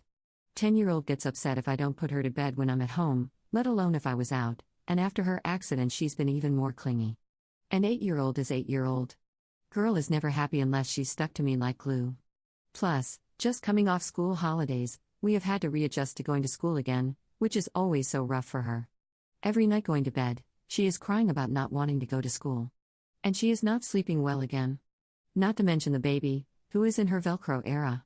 So me going out in the evening is a no-go right now. Which my sister doesn't understand, but that's just how it is. She kept saying let's do dinner, and I'm like you can have Matt or sis too, but I'm off limits after school finishes, because I know I would come home to a heap of crying kids, and Matt would look like he got hit by a truck. So I just saw her in the day, and things got more and more chill and less intense every time. Felt more like how I remember her before she got depressed when she was like 14. Then Saturday came, which was her last day, and me, Matt, and sis too had been up late AF discussing it and decided to let her see the kids. Because she had asked a few times and had been pretty much fine/no red flags, so I felt like a baby step of her seeing them with all three of us there would be okay. Called her in the morning to discuss and tell her the rules, which were basically do not mention any kids coming to stay with you, don't bring up our parents, don't treat 8-year-old differently to the others, because she has issues with 8 being labeled her replacement and having almost the same name, and most of all, don't be a CNT. Asked the kids if they wanted to see her and they said yeah, but were all hella sus about it. 17-year-old actually said no and full wasn't coming until we were about to leave and suddenly changed her mind. I think she was curious, and she has been kind of protective of 8 recently, and I think she was worried about the situation with her because she knows oldest sis has been not so great about 8-year-old in the past. We decided to go for lunch, which was super exciting for the kids because normally when they get to eat out it's a one-on-one thing, and they were all psyched about getting to go all together. It was hectic, but ended up being nice. Oldest sis was emotional and a bit awkward, but she actually made an effort and brought them a little gift each, which she said she was going to give me to give to them if she didn't get to see them. That got the younger ones immediately happy as hell, and 10-year-old went from sus to very impressed straight away. Big sis got her a Lego set, and kiddo asked for my phone to show photos of all her Lego creations that she made me put into an album, loves to scroll through admiring her own work, Lamau. 8-year-old, as expected, didn't really say much. She was observing everything very closely and did edge towards Big Sis by coming over to me and pretending the cut on her finger was hurting again, knowing I would say oh no and suggest a magic cuddle to fix it, lol. So she sat in my lap and then could side-eye Big Sis to her heart's content, because she was sitting next to me. It was weird for me to see them so close to each other, to be honest. Has been such a huge issue for like 8-year-old's entire life, and part of me thought my oldest sister would never be able to be around her, because she used to get so triggered by even mentioning her. Like I wasn't allowed to talk about her at all. Even when she sat on me I was thinking oh no, Big Sis is gonna make a comment that's gonna piss me off. But she didn't, and it was fine. At one point, 8-year-old was like Mum used to call me, Big Sis name, sometimes, and I swear I held my breath, but Big Sis just acted like she didn't hear, and it was all good. And then 8 said it again just to me, and I was like yeah, Mum said some silly things, you have your own name. The teenagers were more unsure, and they were very polite, which made it obvious to me and Matt that they weren't sure, because with us they are not that level of polite. Like they aren't rude, mostly, lol, but they are chill and don't go out of their way to act like that normally. 17-year-old wanted to hold the baby the whole time, and I think that was her security blanket type thing. All 3 teenagers were having their own convos a lot and basically created their own lil bubble. And all the kids were asking me what to order and like 1,000 follow-on questions, and I realized the wanting approval thing is a security check-in type thing, which my therapist talks about a lot. Always says you will notice the kids in certain situations all looking to you and wanting help with stuff they wouldn't normally need help with. And of course 8-year-old ate like 2 bites and was done, but then for the rest of the day was talking about how it is so fun to go to a restaurant and she loves restaurant food. Like what do you mean child, you barely touched it. Both 8 and 10 have struggled with understanding that we have another sister who doesn't live with us, like it wasn't registering in their brains, and they would always think she was our cousin when we mentioned her. I think when Sis 2 came to live with us, they thought she was the oldest and then got hell confused about there being another one. Too many effing siblings to keep up with. Seeing her IRL has helped a lot, and they seem to kinda get it, but now keep asking why she doesn't live with us and being super curious about her and all the history with her. 8 was like, does she know Mum? Mamau. But I mean, she forgets that Matt knows Mum and will sometimes be mansplaining stuff about her to him, and he's like, yeah, she's my mum too. Lol. Makes sense though, because Matt left home before 8-year-old was a conscious human. She asks him about Dad all the time, because in her head, him and Dad were both gone for as long as she can remember, so she thinks they were in the same place. Was actually hell interesting to see Sis 2's personality when our oldest sister was there. Like she was pretty protective about the kids and seemed to be maybe making a point that she is involved with them? I don't know, there was a vibe there that isn't usually there. It was kind of like seeing her with someone older than her that she was in a way wanting to prove something to, or get approval from, or like prove she was grown up maybe? It's hard to describe. But I noticed it a ton. Only example I can think is when it was the 3 of us with the baby and I was like, I'd better go change the baby's nappy, and Sis 2 is like, nah, I got it, don't worry, and goes off with her. Like that does not happen on a normal day. And also when oldest sister asked 10-year-old about her bike crash and 10 looked at me, because she will cry if she has to talk about it, and before I can say anything, Sis 2 is like, yeah, it was so bad, starts explaining the whole thing and talking about the ed visit like she was there. She was literally away at work, lol. I didn't mind, to be honest. Matt thought I was gonna be pissed off, but it was just funny to me. Like trying to show how involved she is when she's not really. Not with the little kids. She tells kids off and she helps when the teenagers are being crazy and like will go give them speeches about respecting me if they are being dickheads, but she doesn't change nappies and kiss boo-boos. It was kinda hard to say goodbye to oldest sis. It was nice in a way to have all 10 of us together. But I also know we are nowhere near at a stage where we could spend a significant amount of time with her, as there are a lot of underlying issues. But it was a nice baby step. I'm relieved she's not as psycho IRL as she can be on text. And hopefully our relationship will be better now and maybe we can have more visits, but not anytime soon because I'm emotionally drained and exhausted. Anyways, this has been a effing essay but had a lot to say I guess. I'll leave it there, because my thumbs hurt. 3 weeks of a crap load of emotions and I am so done and ready to have a bit of normal for a while, or as normal as it can be in a 9-people house. Just waiting for the kids to get used to school again so I can actually enjoy the break whilst they are there, instead of anxiously waiting for the your kid is inconsolable phone call and having to go rescue my lil munchkin girl. 28th update 1 week later. Lol me again. Just a lil background post that I meant to post a while ago and never did. A lot of people say they don't get how I turned out like this, for example low-key stable and not a total psycho, with such bad parents. Think it's kinda relevant that me and my siblings had very different childhood experiences, even with the same parents. Guess I haven't really mentioned before, but I was probably the least abused child in my family, so thought I'd explain that a bit. My dad wasn't around until I was 6/7. He was gone from when I was born, came back briefly and got my mum pregnant with 17-year-old, and then was gone again until the younger set started. So I didn't have such abusive early years as the kids who had him around when they were really little. For me, when dad was there, his abuse was focused on the older 3 mainly. I went under the radar, probably because of the slight age gap in my personality. Plus, because I was observant, I knew what made my parents mad and was super aware of their moods and stuff. Basically, was a background character. I also had the 3 older siblings to protect me and teach me all the stuff they had to learn from getting beat. My mum wasn't so abusive back then, mainly just neglectful and pretty much ignored me. She was still kind of violent, but not as bad. My oldest sister loved me and took care of me, and smacked me a lot more than my parents ever did. So to be honest, I didn't have a really bad childhood, I was okay. When my dad was around for longer stretches from when I was 6/7 to 13, he was still pretty much distracted by the older kids since they were starting to get more rebellious. So again, I wasn't really noticed. He whipped me a bunch of times, but nothing like what the older ones got, and the younger ones probably had it worse as well, to be honest, because my mum was a lot more violent by then. So they had to deal with both of them, plus a lot of drama going on with the oldest kids, which made our house crazy. Got to where the oldest kids made my parents mad but were big enough to fight back, so all that anger was redirected to the younger kids. Me and 17-year-old were the ultimate forgotten middle kids. It was my oldest sister and my nan who noticed us enough to even bother disciplining us most of the time. And I understand my sister because I was the same with my younger siblings until literally 2 years ago.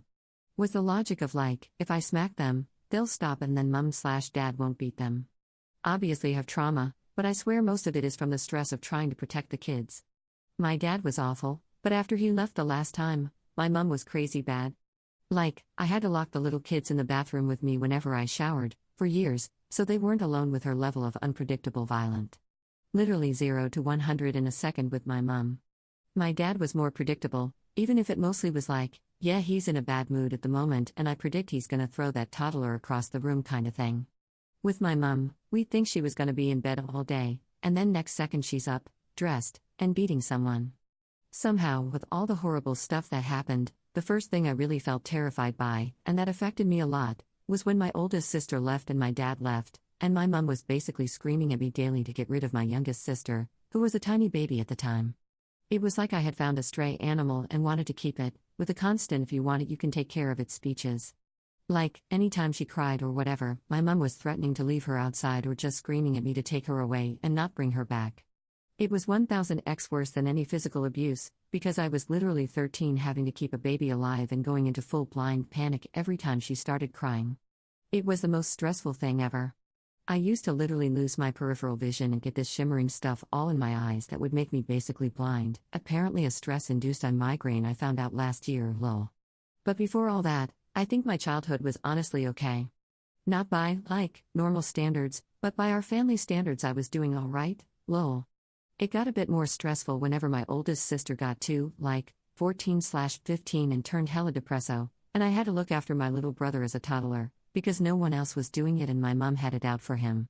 But when you see some of the scars my siblings have and I don't, it was a very different experience for us, even in the same house.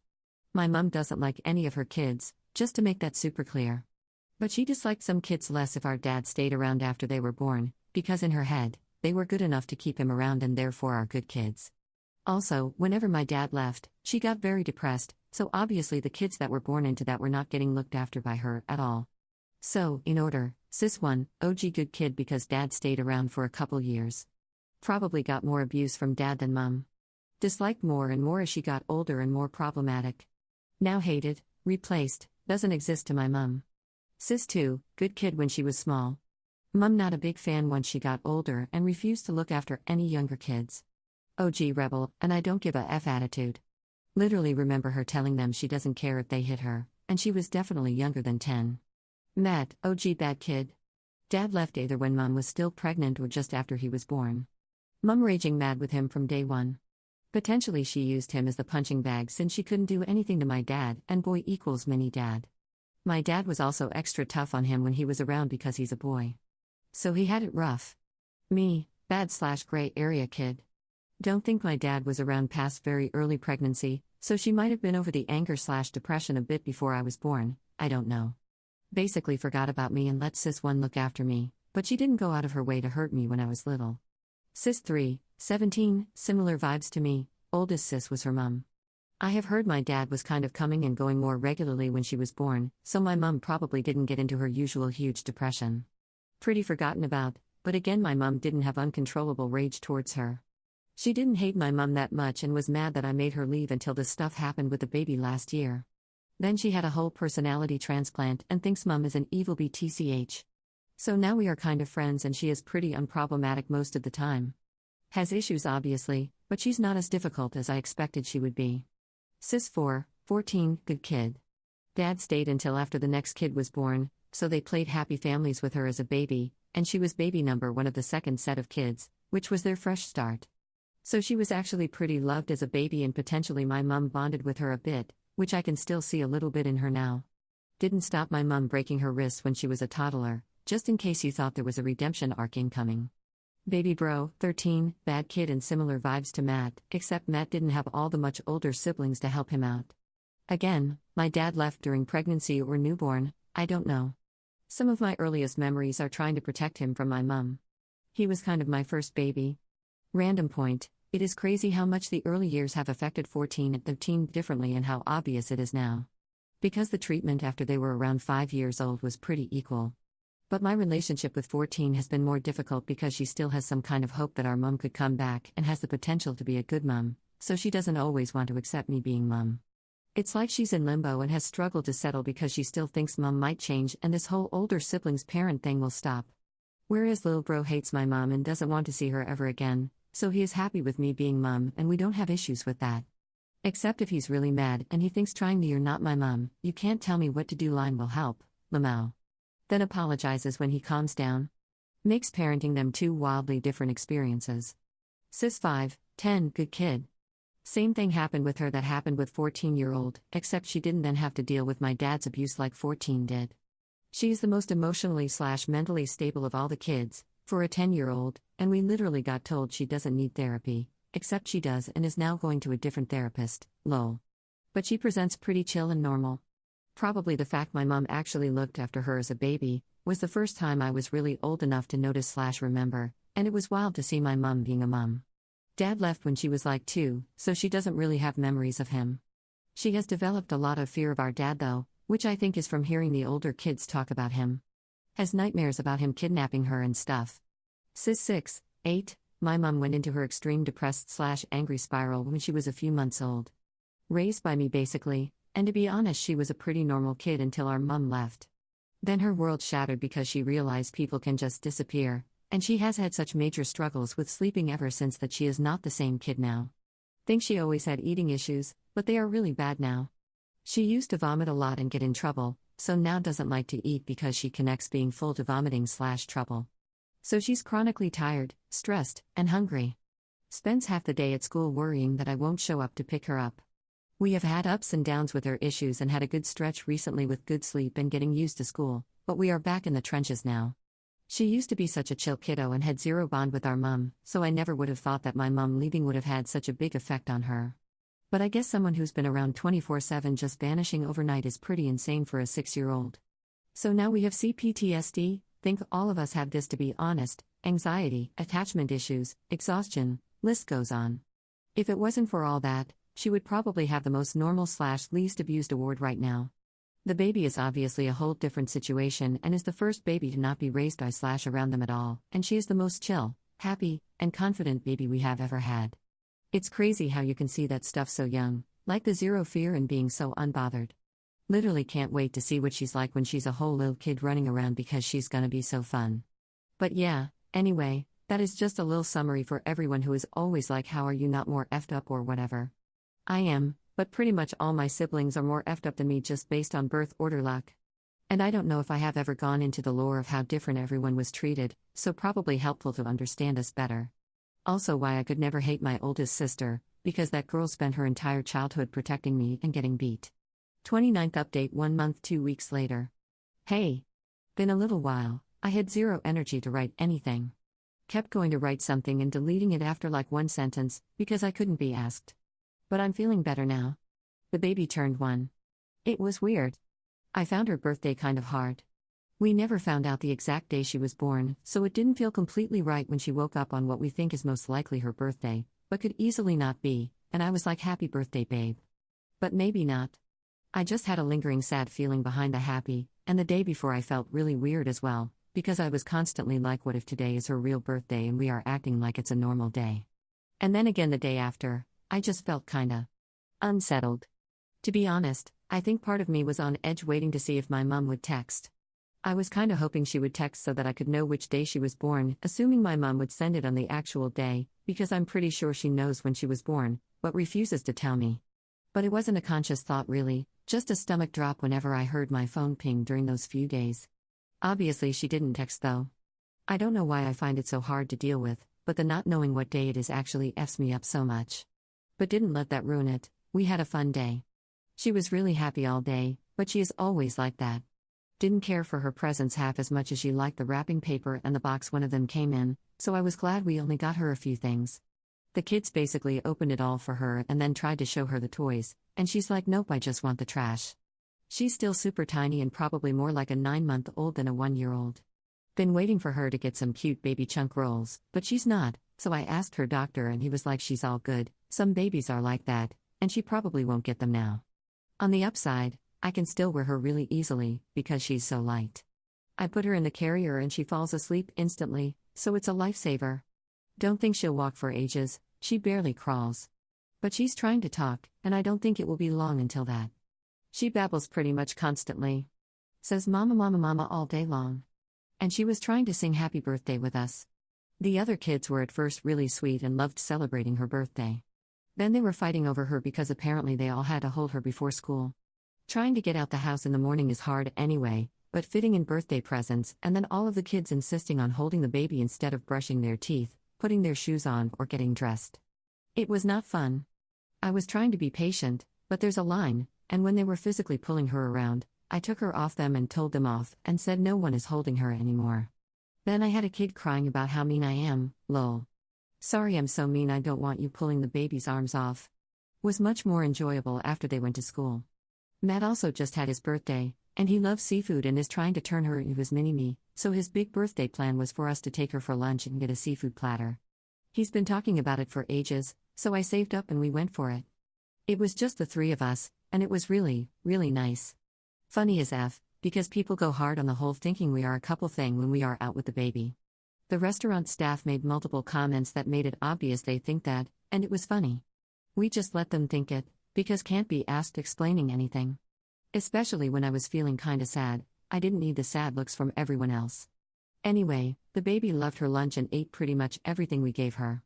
We got fries too, and she preferred the fish. Matt kept saying how the whole seafood platter plan was really for him, but he couldn't believe how much she enjoyed it. He was super pleased with himself. We had a cake in the evening when everyone was home, and they all loved it. They fought over her again, because everyone wanted her to sit on them to have her cake. They literally argue about stuff I wouldn't even think could ever be a problem. Matt told them I was gonna hold her, and any more fighting over the baby means no cake. Magically, they are all fine and listen once Matt gets involved. I think I have a feel free to ignore me sticker on my forehead. In other news, 10-year-old has started calling me Miss Hannigan. She watched Annie for the first time, when she's mad at me. It is literally so funny and makes me laugh every time. But she's so serious about it, I can't let her see me laughing. She is usually upset because I won't let her watch K-pop Demon Hunters every day. Last week I sent her to her room, because she put it on after I said no about 6 times, and she wrote me an angry note about how mean I am and addressed it to Miss Hannigan. Took everything in me not to write a note back addressed to Annie. 14-year-old is like the textbook teenager. I yawned the other day and got the side eye and a whole rant about how annoying my yawn was. If you're tired, just go to bed and stop yawning. Like girl, I would love to just go to bed. Wasn't even yawning loudly. Oh, but guess who doesn't say a word to Matt when his sneeze shakes the entire house? 13-year-old has been his usual self, with a sprinkle of extra whiny. I hate whining. So that's going well. Over in the good books we have 17-year-old who bought 8-year-old a Jellycat with her own money because 8 is having a bring a toy to school day and told 17 that all the other girls are bringing bunnies and she doesn't have one. She wanted to know if 17 could get her a picture of a bunny and she could take that and say she left it at our old house so she couldn't bring it to school. Oh my god. I didn't even know about the whole thing until 17 gave her the bunny she got her, and I was like, what's that all about? She's so freaking cute, I love her, and I tried to give her the money but she said no. She texted me like I wanted to get it for her. I don't want you to pay for it because then it's not a present from me anymore. And then there's 8 who is always in my grade books because she's naughty/cute/naughty/cute repeat, but also keeps me eternally worried.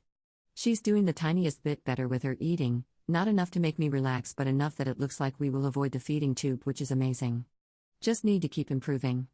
She slept well for 3 nights straight recently and was a whole different kid. Makes me sad to be honest seeing what she'd be like all the time if she could just sleep. Most nights lately it's pushing 11 p.m. by the time she's asleep and then she'll be up a couple of times overnight. I have a baby monitor by her bed so I can hear if she starts stirring and go in there before she wakes the others up, but one night I forgot to turn it on and then all of them were awake at like 3 a.m. because she had a nightmare and was crying. She doesn't get up, just lays there crying, and 10-year-old decided to go tell Matt and 17-year-old and our older sister. So the only person who stayed asleep was 13-year-old. That was a fun time. Kid also doesn't have reflexes. She has a giant bruise on her forehead right now because she face planted in the playground at school. Don't even know how it's possible to not put your hands out and just fall straight forward, but she did. So that's something else to worry about. In the adult drama section we have my oldest sister asking to come stay with us at Christmas, and that's really not fun for me to try and decide if that's a good idea. Like half of me feels way too bad to say no because then I'm making her spend Christmas alone. The other half knows that Christmas for us is not some kind of happy family movie scene. It's already full of emotional kids, Not the best behavior, stress, etc., etc. And adding potentially emotionally unstable big sister to the house might not be a good idea. But then I feel bad because she was so fine when we saw her. Like it feels so mean to say no, the 9 of us will have Christmas together and you can't come. If I could, I would delete Christmas, to be honest. I cannot be bothered for it. It's so hard trying to give the kids a nice Christmas when it's been tainted by my mum leaving. My nan wants us to move back in with her. Asks me pretty much weekly. Won't shut up about how lonely it is, but then I found out one of my cousins is living there, and my mum is still there. Nan also keeps saying my mum needs the baby back because she's depressed without her and it's unnatural to be separated from a small baby. Like no crap, you effing idiot, but she's the one who left. I didn't come steal the baby from her arms. So much delusional behavior from them, it's almost funny. Almost. 30th update 1 month later. We went on our first ever holiday, just 3 nights at a holiday park camping, I guess it's glamping or whatever, because we had actual beds, and you could walk around in the tent. But it was really nice. There was a pool, so the kids were in heaven. I was expecting it to be a real pain in the ass for me and Matt, and was just thinking it's for the kids, and we will survive 3 days so that they could have a good time. But we both enjoyed it as well. It was surprisingly relaxing, to be honest, and the teenagers were happy the whole time, which I did not expect at all. We got the baby in the pool and that was really fun, she loved it. The rest of them were mostly pretty easy, but there was some stress, of course. The younger 2 are used to the ocean, but they struggled a bit with getting used to the pool, I think being less buoyant and actually having to swim for reals, because they don't really go over their height in the ocean. 8-year-old especially struggled a lot, but she didn't want floaties, and Matt was like it's fine and good for her to get better at swimming, and we just wouldn't let them in alone, yeah no crap. Had a miniature argument, because he said I need to change my Instagram algorithm to stop showing me child drowning stories since it's making me paranoid. Like no, being concerned about kids who aren't amazing swimmers being in a swimming pool is not being paranoid, it would be weird if I wasn't worried about it. Teenagers ended up being super helpful and were really good about making sure the younger ones were okay. They ended up getting so much better and more confident and were so proud of themselves. Mostly they all just wanted to be in the pool, but we did a couple outings as well and went to the beach, which was really good. Taught them some card games. 8-year-old was super into exploring and wanted to just walk around and look at everything, and we came home with a bag full of sticks/rocks/shells that she couldn't leave behind. It was a fun trip, and definitely worth the packing/unpacking, the driving, and the first night of bed swapping and tears about who was sleeping where. When we got home, things were nice and happy for one day, and then an innocent Christmas conversation somehow caused literally days of I don't know what, but it was not a good time. The younger 2 were chatting about Christmas and presents, and it turned into a whole incident when the teenagers, 13 and 14, not 17, heard and started going off yelling at them about how just because we had presents last year doesn't mean that will happen again, and telling them not to expect presents or assume we will have Christmas, telling them if we have Christmas it won't be as good as last year, and just not being very kind. I wasn't there for most of it, but the older ones weren't shy about telling me the entire convo, so clearly didn't even think they could possibly be in the wrong. It was actually weird to have them telling me their side so confidently, like they thought I was going to tell the younger ones off. And obviously youngers are thinking they're in trouble, so they're crying and panicking, telling me no we didn't say that, and I'm trying to tell them it's okay and they're not in trouble, but they weren't hearing me. I didn't even know what to say because I know the teenagers are just trying to protect them from disappointment. So I was kinda just like okay, there's a misunderstanding going on, because yes we are having Christmas, and it will be pretty much the same as last year. But at the same time, I was sort of telling them off for being so mean, whilst also feeling sorry for them that they are so sure there won't be presents at Christmas that they would be that triggered. I was actually hell nice to everyone. I was so proud of myself for being so chill and not being like what the F are you thinking, because there is something extremely annoying about your happy little kids having a happy excited conversation, and a couple of moody teenagers literally bulldozing in and crushing them. So yeah, I was thinking wow well done me for not letting my annoyance come out, it was really trying to. Anyway, it didn't go so well. 14-year-old was mad that I would promise Christmas and was literally telling me to shut up whilst I was telling them all what the plans are. That really upset 10-year-old, who is my number one protector all of a sudden, and if she is upset then it's almost always guaranteed 8-year-old will be, because she looks at her for reassurance a lot. 14 said I can't say stuff like that because I don't know what might happen by then, Mum might be back and she won't get us presents, and that was a whole thing going round and round with her on that. She broke me down from Mum doesn't know where we are and we will be having Christmas here, just us, with presents, same as last year to okay, There's a 0.000000001% chance we could be back at Nan's house with Mum by Christmas, and if we are, I will still be there, and I will still get you presents. Like, obviously never gonna happen, but she doesn't accept never, so I had to surrender. Almost laughed, to be honest, when I said blah blah, whatever happens I'll be there and I'll get presents, and she looks me in the eyeballs and says you could die by then, but sure. Like, girl, what? There was an atmosphere for a few days and some not so great behavior. It was basically like it is right before Christmas, everyone's irritated and anxious, and I'm dealing with multiple kids at different stages of an emotional roller coaster. And we can literally do nothing, because at least one of them will be about to lose their crap at all times. So we basically stay home and spend the day dealing with all the emotions and fights. I realized 8-year-old thought she would be getting the exact same presents again, because she was like, maybe this year my hippo present will be a different color so it's not the complete same. Didn't click until she mentioned some other things that she got last year and getting them again, and I was like, girl, you know you can get different things? She's like, huh. Then she asked me if she's going to have another birthday next year. Then got sad because she has never got to celebrate Mum's birthday with her, and said one day when Mum feels better we can have a first ever birthday party for her. Our Mum has literally gone to have parties with her friends on her birthday so many times. Can't remember which night, but I put her to bed. She was super emotional and difficult, and I knew I was in for a night of loads of wake-ups. Once she finally fell asleep, I needed to go get 17-year-old from a friend's house. Obviously 8 sensed it. As soon as I put my effing shoes on, she was awake and not gonna let me go anywhere without her. Matt was already asleep, so she came with me on a little midnight adventure and had the best time, fell asleep on the drive back, didn't wake up when I carried her inside, and then slept all night in my bed, which she never does. So maybe midnight drives are my new calming tactic. All the mum talk got 13-year-old mad because the kid effing hates our mum and can't stand the other kids talking about her unless they are talking crap about her. Him and 14 had a fight, 17 broke it up. I tried to calm him down, and he about had a mental breakdown asking me if Mum's coming back and saying he doesn't get why the girls are talking about her.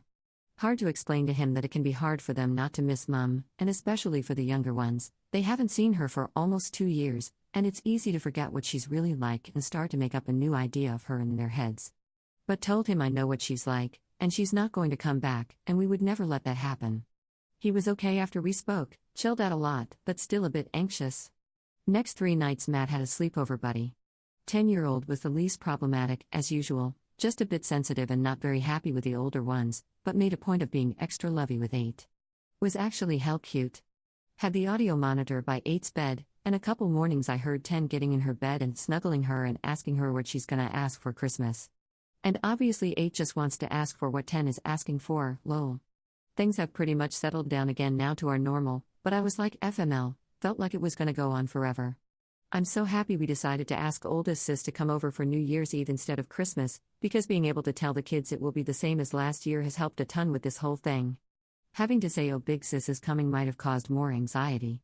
But was so much easier to run through the day last year and know pretty much how it's gonna go. We are trying to shift everyone's attention to Halloween right now, because that is not an emotionally heavy holiday for us and is more just new/fun. Some of them are more into it than others, but either way, it's a good distraction for now. They're back at school, and that went better than expected, is always a bit of an adjustment again. But think routine is good for them. 31st update 2 weeks later. Sorry, thought I'd write a little update and it turned into this freaking essay. 10-year-old has been a little bit more sensitive lately, so I have been trying to spend some extra time with her. She writes in little notebooks a lot and occasionally tells me what she wrote, but she will only even mention it when we are fully alone and she knows she has all my attention. She was showing it to me a few nights ago and got to one page and was like, oh, I shouldn't really read you that one. Then ended up going back to it and it said, my mum doesn't love me. So that was rough. Because like obviously that's true, our mum doesn't love anyone except herself and my dad. If she was younger and not as smart, I might have said she does love you, she just isn't good at showing it, blah blah blah. But this kid knows what's up. And I don't want her to grow up with some quest to get mum to love her and spend her life getting disappointed, so it's easier to have these convos now when it comes up. So we had an honest conversation about it and I told her yeah, mum isn't the kind of person that should have been a mum, and she doesn't really know how to love people. Then quickly pivoted to listing off everyone who does love her and wrote that down in her little book. I'm doing something right anyway because she was like, put your name first on the list because you love me the most. Recently she has been having a lot of pains and we kept thinking it was growing pain, but turns out it's more likely to be from damaged nerves. Damaged by abuse from our parents or Nan. One hand is especially bad. So she's going to be having some tests for that and hopefully they can figure something out. Me and Matt were talking about it and 13-year-old heard us and he's like, my arm is always going dead and hurting. So that's another one to take to the doctor. I am probably at the doctor at least weekly recently. So weird that 2 years later we can still have stuff popping up for the first time. Like, how is it possible that the second we deal with one issue, a new one arrives, but it's not actually new, it's just not been noticed yet. I would love a month of chill with no new problems. Even a week would be nice. I've become an expert at whisper shouting. Twice already in the past week, and many times before, I've had the baby asleep on my chest and some teenager has needed to be told off. Why do they always do crap after 9 p.m.? Like, I am so done by then, please act like an idiot earlier at, blah blah blah. But this kid knows what's up.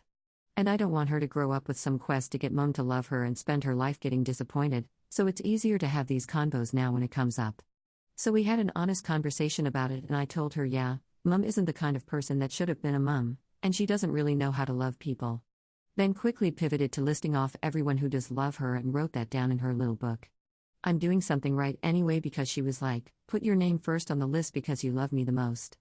Recently she has been having a lot of pains and we kept thinking it was growing pain, but turns out it's more likely to be from damaged nerves. Damaged by abuse from our parents or Nan. One hand is especially bad. So she's going to be having some tests for that and hopefully they can figure something out. Me and Matt were talking about it and 13-year-old heard us and he's like, my arm is always going dead and hurting. So that's another one to take to the doctor. I am probably at the doctor at least weekly recently. So weird that 2 years later we can still have stuff popping up for the first time. Like, how is it possible that the second we deal with one issue, a new one arrives, but it's not actually new, it's just not been noticed yet. I would love a month of chill with no new problems. Even a week would be nice. I've become an expert at whisper shouting. Twice already in the past week, and many times before, I've had the baby asleep on my chest and some teenager has needed to be told off. Why do they always do crap after 9 p.m.? Like, I am so done by then, please act like an idiot earlier in the day and I'll be way more patient, and I have to be yelling in lowercase, because I'm not trying to wake the baby beast up. Even when they're really mad at me though, they don't shout back at me, they also whisper yell. So as much as I'm annoyed, I'm always like, and thank you for keeping your voice down.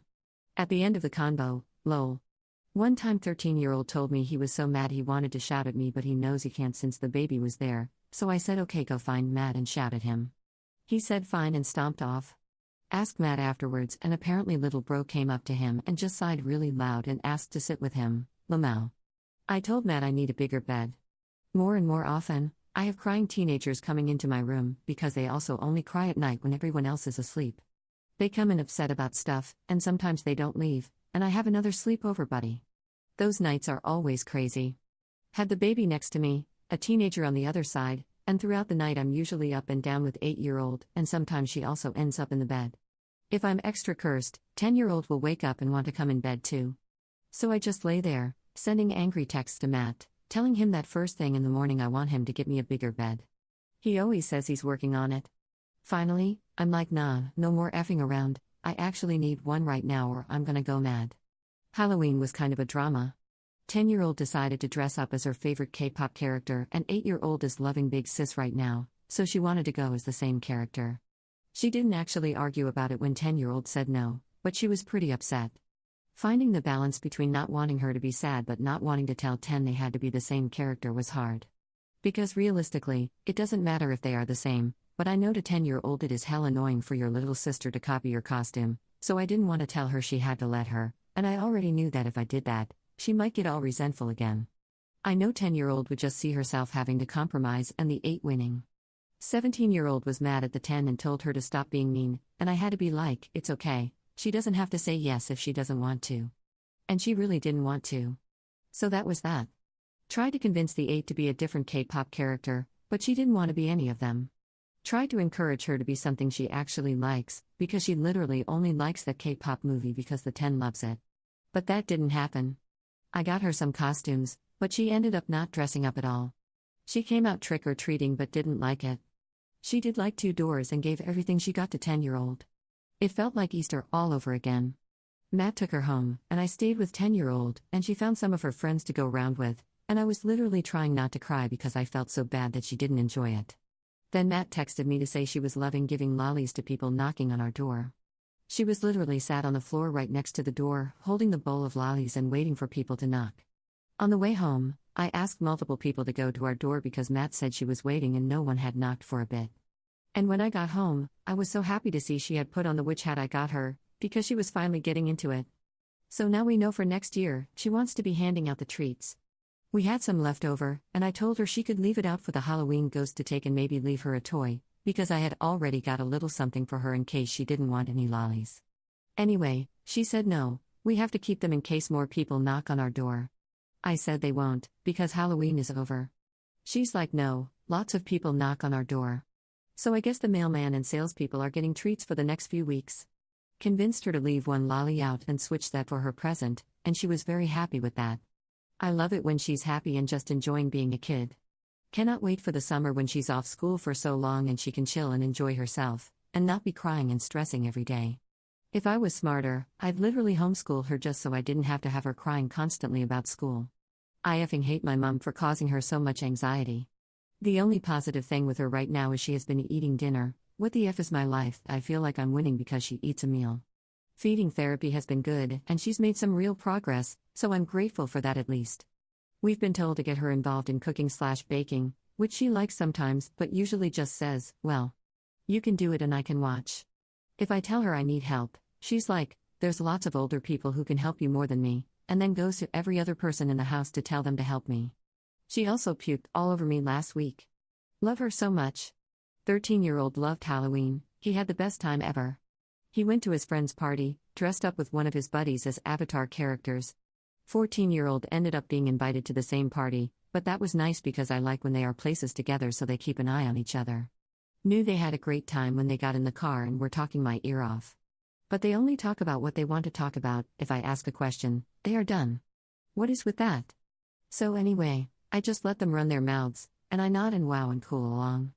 The mom of the kid who was hosting is just one of those people you can tell has her life together and knows how to host a good party. But she's also not the kind of mom that I'd be worried wouldn't know what they were up to, and they'd be drinking and stuff. 14-year-old often asks if she can drink yet, and I'm like no, but I worry she will just do it behind my back, so I like it when she's at parties like that, and then I don't have to stress. 17-year-old didn't want to drink, but apparently neither did her friends, so they had a scary movie night instead. And she brought a friend back to ours to sleep over afterwards, which was crazy to me when she asked because I didn't think she'd want her friends in our chaotic house. But the friend was really sweet and played with the kids in the morning, and pretended to be a trick-or-treater like 3 times for 8-year-old, lol, so she can come again anytime. 17 turns 18 next week, and I've been trying to get her to tell me what she wants for a gift, and she's like nah, save the money for Christmas for the kids, and saying she has a job now, so anything she wants she can save for by herself. Obviously not listening to her. I have told her that's not the point of presents. Might get her some jewelry and a couple gift vouchers, because if I just choose things for her, she might not like them but will pretend she does. 14-year-old is a drama these days. Most of the time she's fine, but when she's not, it's big, and it goes on for ages. Like she got told off for something that was pretty minor, and it spiraled into her being grounded because she was being so oppositional and wanted to do the complete opposite of whatever we said, just because she was mad she got in trouble. I'm not letting her go out if she doesn't want to follow any rules, because that's how I'll end up driving around looking for her at midnight. Deep down she would be scared to stay out late, but she'd do it just to piss me off, so I'm not risking it. Being grounded didn't go over well, and she's so stubborn lately she can't say sorry. I think it was just over a week from the initial problem to getting back to being relatively normal. It should have taken a 5-minute conversation, and I wouldn't have thought about it again. She hates being wrong, though, so just can't admit she messed up. This is what happens when you're dealing with kids who are used to being beaten into apologizing. She doesn't know how to problem solve or use her voice in a way that's actually productive. Obviously she's testing us to see when we're going to get violent, and that's why she goes so oppositional. Obviously she has many positive qualities, and, to be honest, even when she's being a whole nightmare, she is funny as hell. She doesn't even think she's being funny, but I sometimes have to leave during her arguing with me, because I have to laugh. Recently I don't know what I was saying to her. Think I was telling her there's some stuff we aren't ever gonna negotiate about, and she goes, no one in this house even has a fully developed frontal lobe yet, not even you, and you still think you know what you're talking about and want to tell me what to do? Oh my god, she was so serious, I had to try really hard not to laugh. I had to be like, sure, but mine is more developed than yours, so that's the best we've got. Wanted to ask her why she comes crying to me when she has a problem if she doesn't think I have any idea what I'm talking about, but that'd just make her never come crying to me ever again. And those are the times that remind me she's a baby, and I remember them when I'm trying not to be scared of her, Lamau. So I'd rather she didn't stop. Less funny news, my dad is out of prison. And he also has grandkids. I don't know why that never occurred to me before, because it's obviously not that crazy since he apparently has a bunch of kids older than us, but like for real? Still a mind F. Sis2 added the half-sister she talks to sometimes on Facebook and saw she was tagged in a photo of my dad with some kids, and it said something about being with granddad. But think they aren't her kids, they are her and our other siblings' kids. I don't know, don't want to know. I can't get invested in anyone else, because I think my mind is at full capacity for people I'm worrying about. But obviously I am a tiny bit curious about them since we are effing close relatives. That my mum would still say don't exist. Apparently the grandkids look around 10/11 years old and under. Extra weird because that means our baby is technically an aunt to people a decade older than her. I do wonder if my dad is even capable of being remotely nice around his grandkids, but if they're taking photos together, it's gotta be somewhat good vibes. So weird. I can't imagine it. Anyway, we are crossing fingers and Tozy won't find his way back to mum. Although my nan told me my mum is too old to have any more kids. I don't really believe that, but I'm gonna pretend I do until she proves she isn't. The baby's speech has already come on a lot since her birthday. She does that thing where she just repeats the last word of a sentence someone else says. Until we're actually trying to get her to say something, then she won't talk, lol. She has 6 words she knows and says without being told, and a bunch more she sometimes knows but seems to forget often. Me and 17-year-old understand everything she says, everyone else isn't always sure.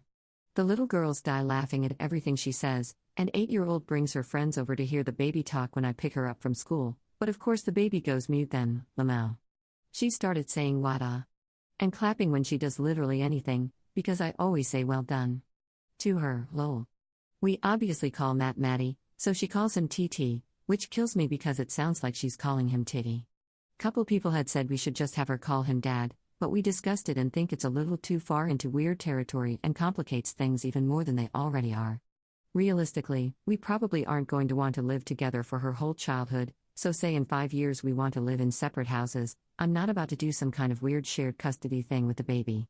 Obviously she will see Matt and everyone else all the time, because we are close and I doubt we would even go a few days without seeing each other. Like, she can go for sleepovers and stuff. But she'll have 1 bedroom and 1 house, and it will be with me. And Matt fully agrees with that. He'll be her brother/uncle, which is pretty much the same relationship with that much of an age gap anyway. Can't effing wait to have to explain all of this to her when she's older. Everyone is your sibling, but I'm your mum, that's your uncle, sis2 is your auntie, 17 and 14 are your sisters but also my sisters, etc., etc., etc. Oh, and you have another 50 half-siblings and who knows how many nieces and nephews. Love my life. Gonna have to make her some kind of book to explain it all. Oh, and I've started looking after a friend's toddler a couple days a week. She had to go back to work and couldn't get enough cover, so she asked if I could have her baby, and I was nervous, but it's actually kinda chill. Doesn't feel much harder than just having my baby. I'm obviously just slightly more on edge because you can't be too careful with someone else's kid, but most things aren't taking up extra brain space because I'm already in high alert baby mode all the time anyway. She pays me well for it, so it's easy money. The other baby is about 6 months older and really sweet and happy like 90% of the time, so it's great, and my baby is actually less clingy when she's with us because she is entertained by her. The mum even got a double pram from her sister and gives it to me so I can take them out in it, and they both fall asleep in there, which makes my life so breezy because nap time is portable.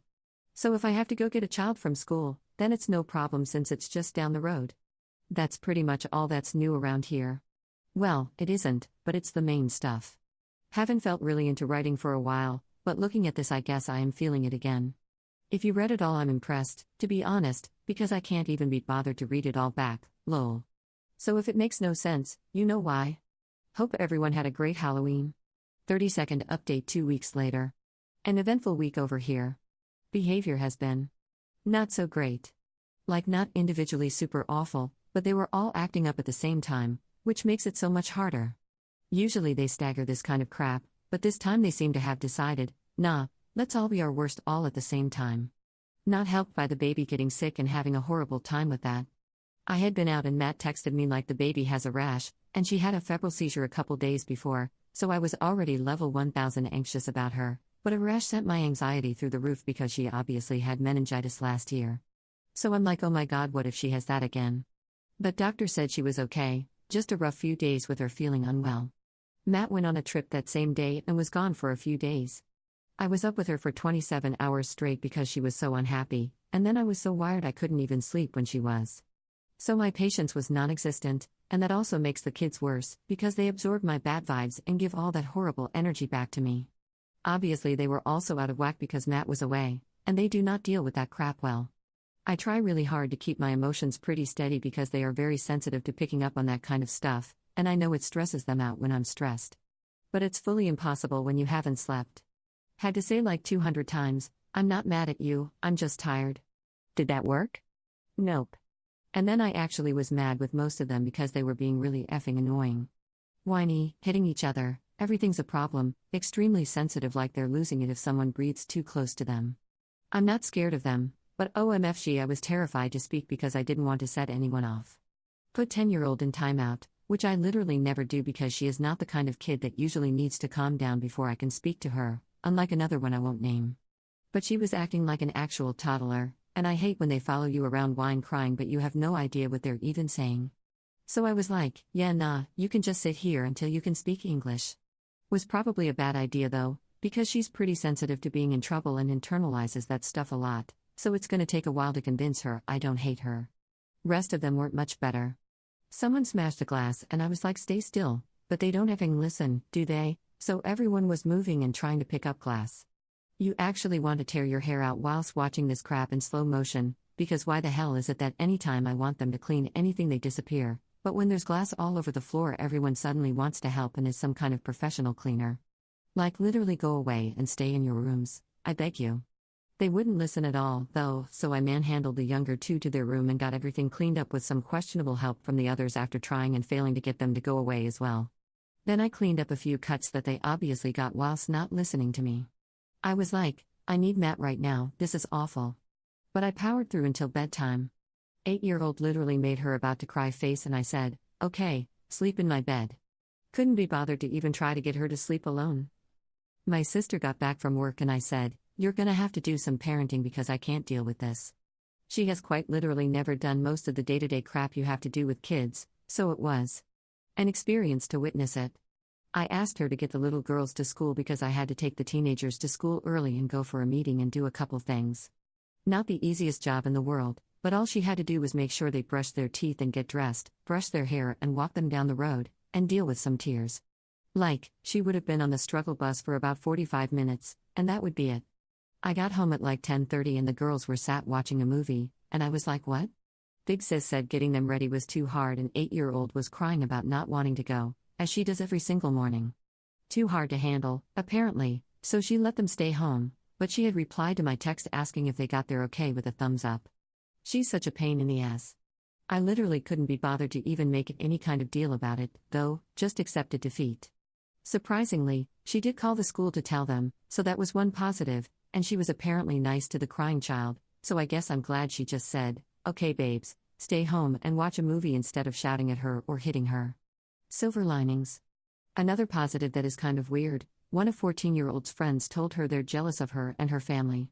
I'm not happy that she's jealous, obviously, but I'm happy that 14 is getting a little perspective. She keeps talking about it and seems genuinely very shocked by it. Because this other kid has parents that love her, so that's already winning at life as far as 14-year-old is concerned. But when I asked more about her friend's family, she was like, well, her mom and dad are divorced and she doesn't have siblings. Sounds like she is jealous of having a big family but probably doesn't grasp the situation we have going on here, lol. Apparently, 14-year-old told her she can't be jealous of someone whose parents don't even care about her, and the other kid said parents are overrated and loads of people don't even like their parents, so it doesn't matter, but if you like your other family members, then you have a good family. She'd rather have loads of siblings than parents. Clearly just classic teenager stuff, and they all think their lives are terrible at some point. I'm sure her parents are very nice and normal. But I'm enjoying a slightly more thoughtful 14-year-old. Like, I can tell she keeps thinking about it and has some more appreciation for us, and I think it is really good for her to be able to see herself as someone other people might have a reason to be jealous of, if that makes sense. Growing up always being the kid that people feel sorry for and everyone else always has it better than you isn't great for self-worth. So it's been a kind of boost for her.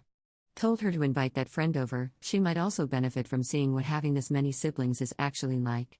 If she witnesses a fight, she might change her mind and hopefully feel better about her life, lol. And if she loves it, she can hang out here, we won't exactly notice another one. 18-year-old had her birthday. It was pretty chill and celebrated over the whole weekend. She went for dinner with her friends and out for dinner with me and our older sister, got her some presents, had a cake at home on her actual B-day, and we are going to go watch Wicked because she requested that. We got her tickets to a concert next year for one of her favorite bands, and she is so excited about it, you'd think she won the lottery or something. She cried when she realized it wasn't a joke. Got her 2 tickets of course and thought she would take her friend who loves the same band, but she wants me to go with her. I love her. Dynamics in our family are so weird.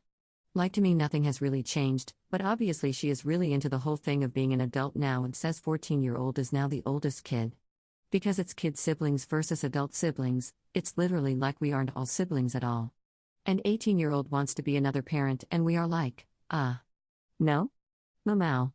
Don't need any more sib parents around here, little bro has been calling me mister because mum plus sister, and it's killing me off, lol. I still feel like I'm the mum in our relationship because it's not like I talk to her like I talk to my older siblings. If we argue, I'm not going full BTCH mode, I'm trying to be the bigger person. Not that we argue much anymore. So great how we can have this relationship now and she's not a pain in the ass. Something else to thank the baby for, because she never would have got out of her "I'm mad at you because you made mum leave" thing, and we would still have issues if the baby wasn't born. The baby and the whole situation with how mum left her really made her realize our mum is a horrible CNT, and she switched to my side. My little brother has been really tired recently, going to sleep at like 8 p.m. Either he goes and puts himself to bed or falls asleep on the couch or in someone else's bed. Was worried about him, but doctor said he's just going through a growth spurt. Waiting for him to wake up a foot taller, and then hopefully stop falling asleep everywhere because I won't be able to carry him to bed if he grows too much more. Right now he's still just about small enough to pick up, but it is hard work, lol. I tried waking him up to walk to bed, but he sleeps like he's dead. He's been worrying about where he's going to live when he's older, says he just feels like he will be alone and he isn't smart so he won't be able to make enough money to pay for somewhere to live.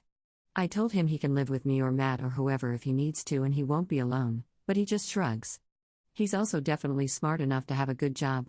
He's like middle of the class for most subjects, teachers always say he's doing fine, not amazing but not concerning. He was worrying he might end up like our dad, he was like, I was just thinking, girls normally end up like their mum, right? And boys end up like their dad, I guess. But you aren't like mum, so do you think I won't be like dad? Next day he was worrying about the baby and came in my room at like 1 a.m. to check on her, then he was worried about something else. Obviously told his therapist, so they're working on it, and we are having daily convos at home about anything that's worrying him that day and talking things through. She thinks that because we are so settled now and things have been consistent for ages, his brain is going crazy trying to find something for him to be stressed about. Very relatable to be honest, that is exactly what my brain does. He has been behaving a little better since we started making a point to talk about it. Think he was just stressed and acting up. Still not great behavior, to be honest, though. He doesn't listen very well, and he has been driving Matt crazy. But Matt is kinda strict with him. Probably in our top 5 argument topics right now because it annoys me when he's strict with him about stuff he doesn't notice with the girls. But his excuse is he makes things worse with the girls because they are more sensitive, so it's better if I deal with their crap, like he will discipline 8, but 14 and 10 he prefers I do it. A while ago, 10-year-old heard him telling off little bro as they got out the car and came into the house, and he sounded really mad, for good reason, to be fair, and our brother wasn't even scared, he was talking back, lol. But she hadn't heard him sound like that before and thought it was our dad coming and freaked out so bad, she was terrified and peed herself. She recovered, but don't think Matt has. He felt horrible about it and still treats her like she has a fragile sticker on her head. When I told him I made her go in timeout, he's like, why would you do that to my princess? Lol. And he's scared of upsetting 14-year-old for obvious reasons, lamau, but he will back me up, and if she's being really awful, then he is like, nah, I don't care if I upset you, this is not happening. I've been doing some Christmas shopping and feeling super grateful that this is our life now. Last year was so much chaos with the new baby and moving and everything, but this year I feel like I have time to appreciate the fact I'm out shopping for the kids. And I'm making an effort to make all the presents look pretty. Seriously, not something we would ever be able to do before, and I love it. We have saved money wherever we can this year and come out with enough to get everyone the things they really want. They don't ask for much, and some extras.